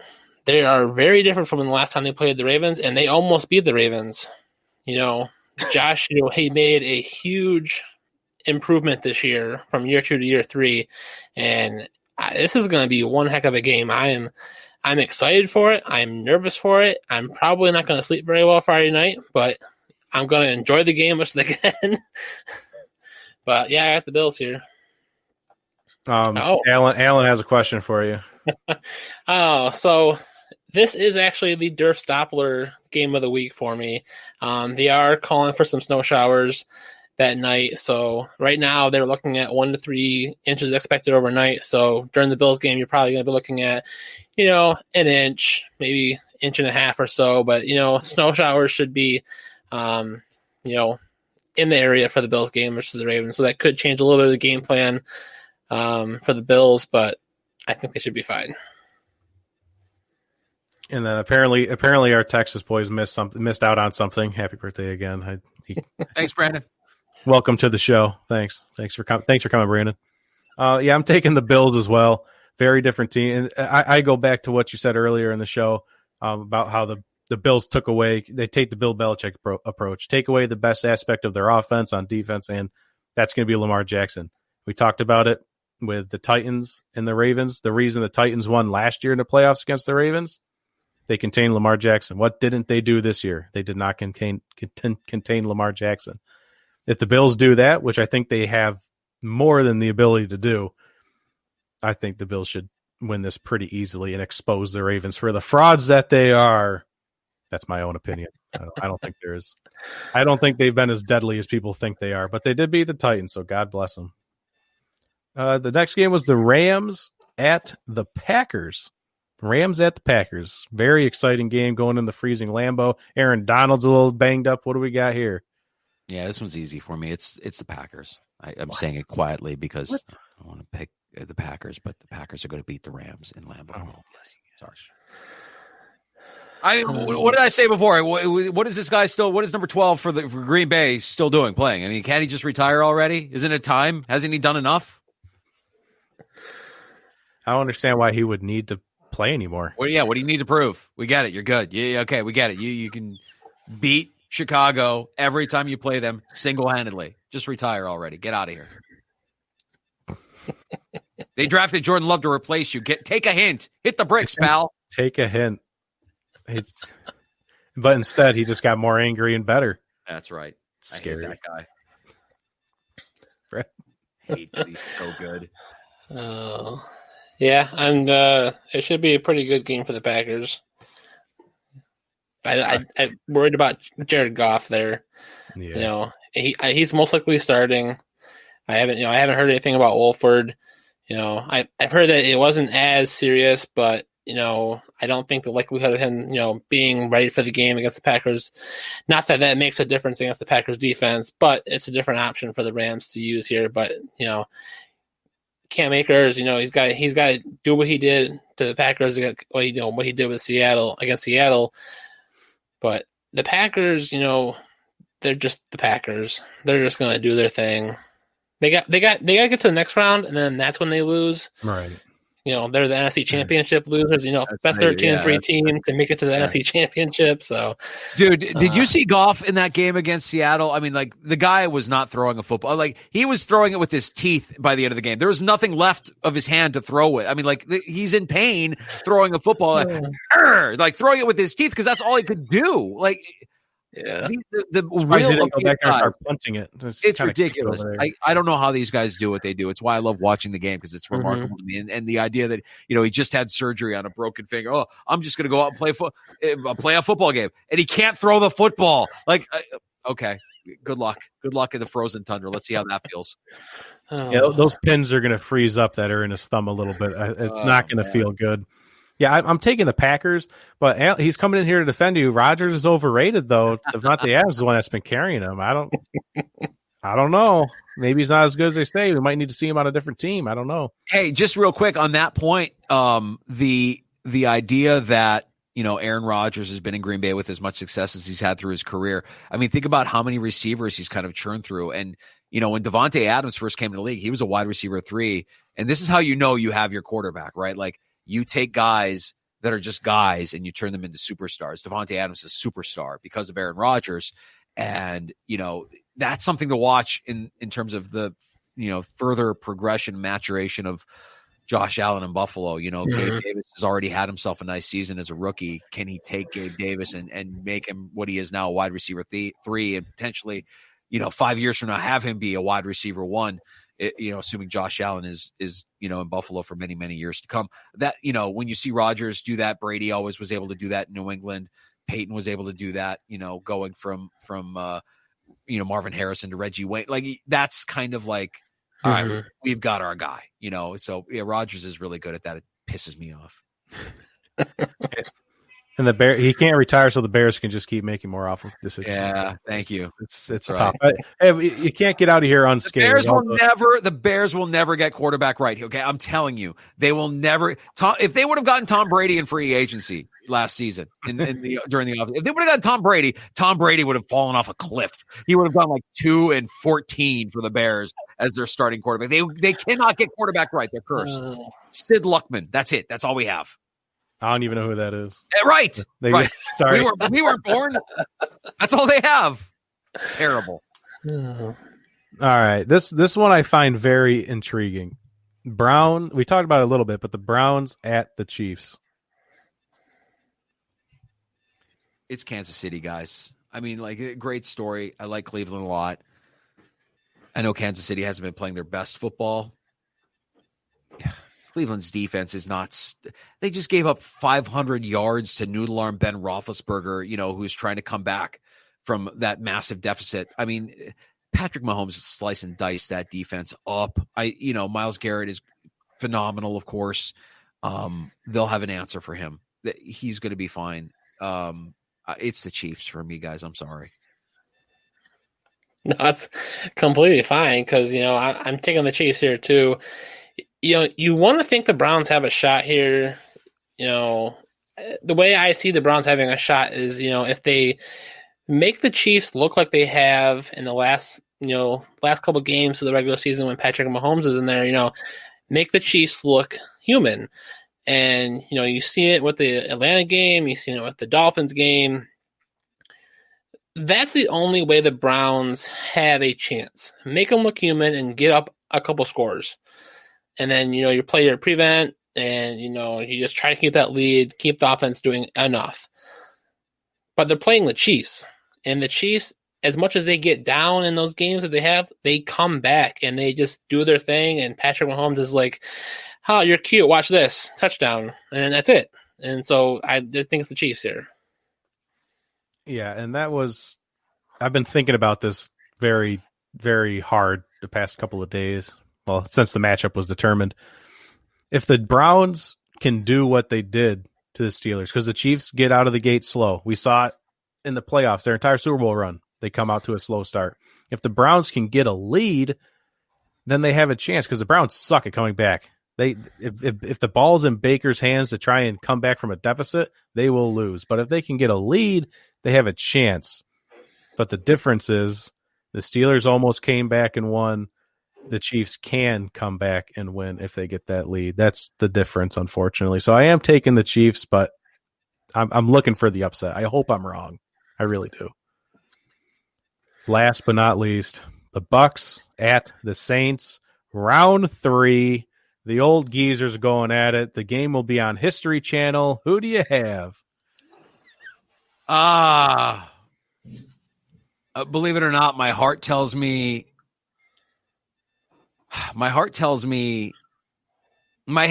New Orleans. My heart tells me Tampa, not because I want to see Tom Brady win, but I just feel like there's something about Tampa that I like right now. I like how they're I felt like that game against Washington, like they could have done more than what they did. Washington's defense is pretty good. New Orleans has owned Tampa this season, obviously. And yeah, you can make the argument they're the better team, right? They've got weapons. They've got a really good running back in Kamara. They've got a really good receiver in Thomas, Drew Brees, Tom Brady. If it's a toss up, who do you go with? You probably lean the Saints. For some reason, I feel like Tampa Bay is going to step up and win this game. I know that the last time these two teams met, it was embarrassing, but we've seen this happen before where teams get embarrassed in the regular season and in the postseason, they come back and they win the game in the postseason. I'm going to pick Tampa. Ooh, all right. Wow, nice. Playoff Tom. Let's get it. Yeah. Let's see what he can do. To all your points for the Bucks there, I still think it's the Saints. I think the Saints have been all over Tom Brady this year, and I'm sure the defense, I'm sure Cam Jordan was probably like foaming at the mouth, seeing that they're getting the Bucks for this week coming up. And just because the defense has done nothing but rattle Tom Brady, there's something the Saints do that Tom Brady has not been able to get over, against the Saints, and they're playing in New Orleans. It's in a dome. They're not playing out in any sort of elements. So Drew Brees is going to feel more comfortable in the dome. This is where he exceeds. This is where Sean Payton can get the most out of Drew Brees. It just feels like the Saints to me. Well, to go back to one game, Allen came up with a solution. It's very easy game plan for the Browns. They just need the Chiefs to fumble the ball in the end zone on the first play and get it for a touchdown, and then have Mahomes throw 4 picks. Easy win. So sure. That's easy. Old strategy, Cotton. See how it plays out for him. The first week for the Saints, 34-23 victory. A little bit later down the road, 38-3 victory over the Bucks. I'm pretty sure, I don't know what the actual statistic is, but 99% of the time, if you win the first 2 matchups, you're going to win that third one. Obviously, the Seahawks, so they split the series with the Rams in the regular season, so that didn't really pan out for them. But if you win the first 2, you mostly win. You normally win the third one. So I'm going to take the Saints just based off of statistics, because if I go off of personnel and how the team's been playing recently, I would never be able to make a decision. The Saints haven't been playing that great. Their offense is okay. The defense is great, but Tampa Bay's defense has been playing well. The offense has been electric the last few weeks. I'll never be able to come up with a decision. Strictly off of statistics, I'm taking the Saints, which is a pretty poor reason, but I'll take it. But we went 3-3 last week. So this will actually split it. We got Mike with the Bucks. So this will be interesting to revisit next week. All right. Very excited. Very nice. And to wrap up the show, we always wrap it up with it's our off the field MVP, which normally we talk about, someone who's been highlighted in the news or someone that we just find. We pick a player's charity in the league, see what they've done, a foundation. We've been really riding like the NFLPA's community MVP of the week. We use that and we highlight it. But for this week, just like we did with Gene, I'm going to leave this part to you. And any charities that are close to your heart, any foundations, anything you want to highlight, something like that. Well, thank you guys, first of all, for having me join you. And, more than anything, I love talking about this kind of stuff. This is why we do what we do, right? We want to make our community a better place. I'm wearing my sweatshirt tonight, my Cross-Check Cancer sweatshirt. Got the Gilda's Club logo, this side right here, Gilda's Club. We were playing it every year for a period of time there. A friend of mine that I played men's league hockey with, Gordo, developed this charity hockey game called Cross-Check Cancer to benefit Gilda's Club. His father went through some cancer treatments, and we had a pretty good run there of 3 or 4 or 5 years that we were playing in this charity game against Rochester alumni, Sabres alumni. It was a lot of fun. We used to play it at the Bill Gray's Iceplex in Henrietta at MCC. That's something that I always enjoyed playing, and I was honored to be the captain of a couple of those charity teams that we put together for Cross-Check Cancer. That's one thing that I've been involved in the past. In the past, I've also been involved in the American Lung Association. My father passed away to COPD. And it became something like I didn't really know anything about COPD until he passed away. I learned more about it. And this lung disease that you can, you don't really, it wasn't, it was something I didn't know a lot about. And so much of that disease has to do with the air quality and what we breathe that we think is fresh air that isn't really fresh air. And the American Lung Association is doing great work in educating and providing support for people with lung diseases. I was actually on their leadership board for many years here in Western New York, and we did a handful of different charity events for the American Lung Association. But the Fight for Air Stair Climb is something that I participated in virtually every year that they held it, no matter what the venue is. You just race up 20 flights of stairs or however many flights up to the top of the building that you're having the event hosted at. That was a great event. But more than anything, guys, and I mentioned earlier that I'm a girl dad. I've got 2 teenage daughters, or I've got a teenage daughter and a soon-to-be teenage daughter. She's going to be 12 this coming June. And more than anything, my pride and joy, all of the, charity work and everything that I like to do in the community, I hope rubs off on them. And I think it has for the last 3+ years. So, as a dad, as a parent, you see your kids, you kind of want to know what are they going to be? What are they interested in? What do they like to do? And a few years ago, there was this big craze with kids where they were just putting together household items and experimenting and coming up and creating slime. And hey, here's how you can make slime. And hey, Daddy, I found a YouTube video on how you can make bath bombs. I'm like, you know what? Make bath bombs. Go ahead.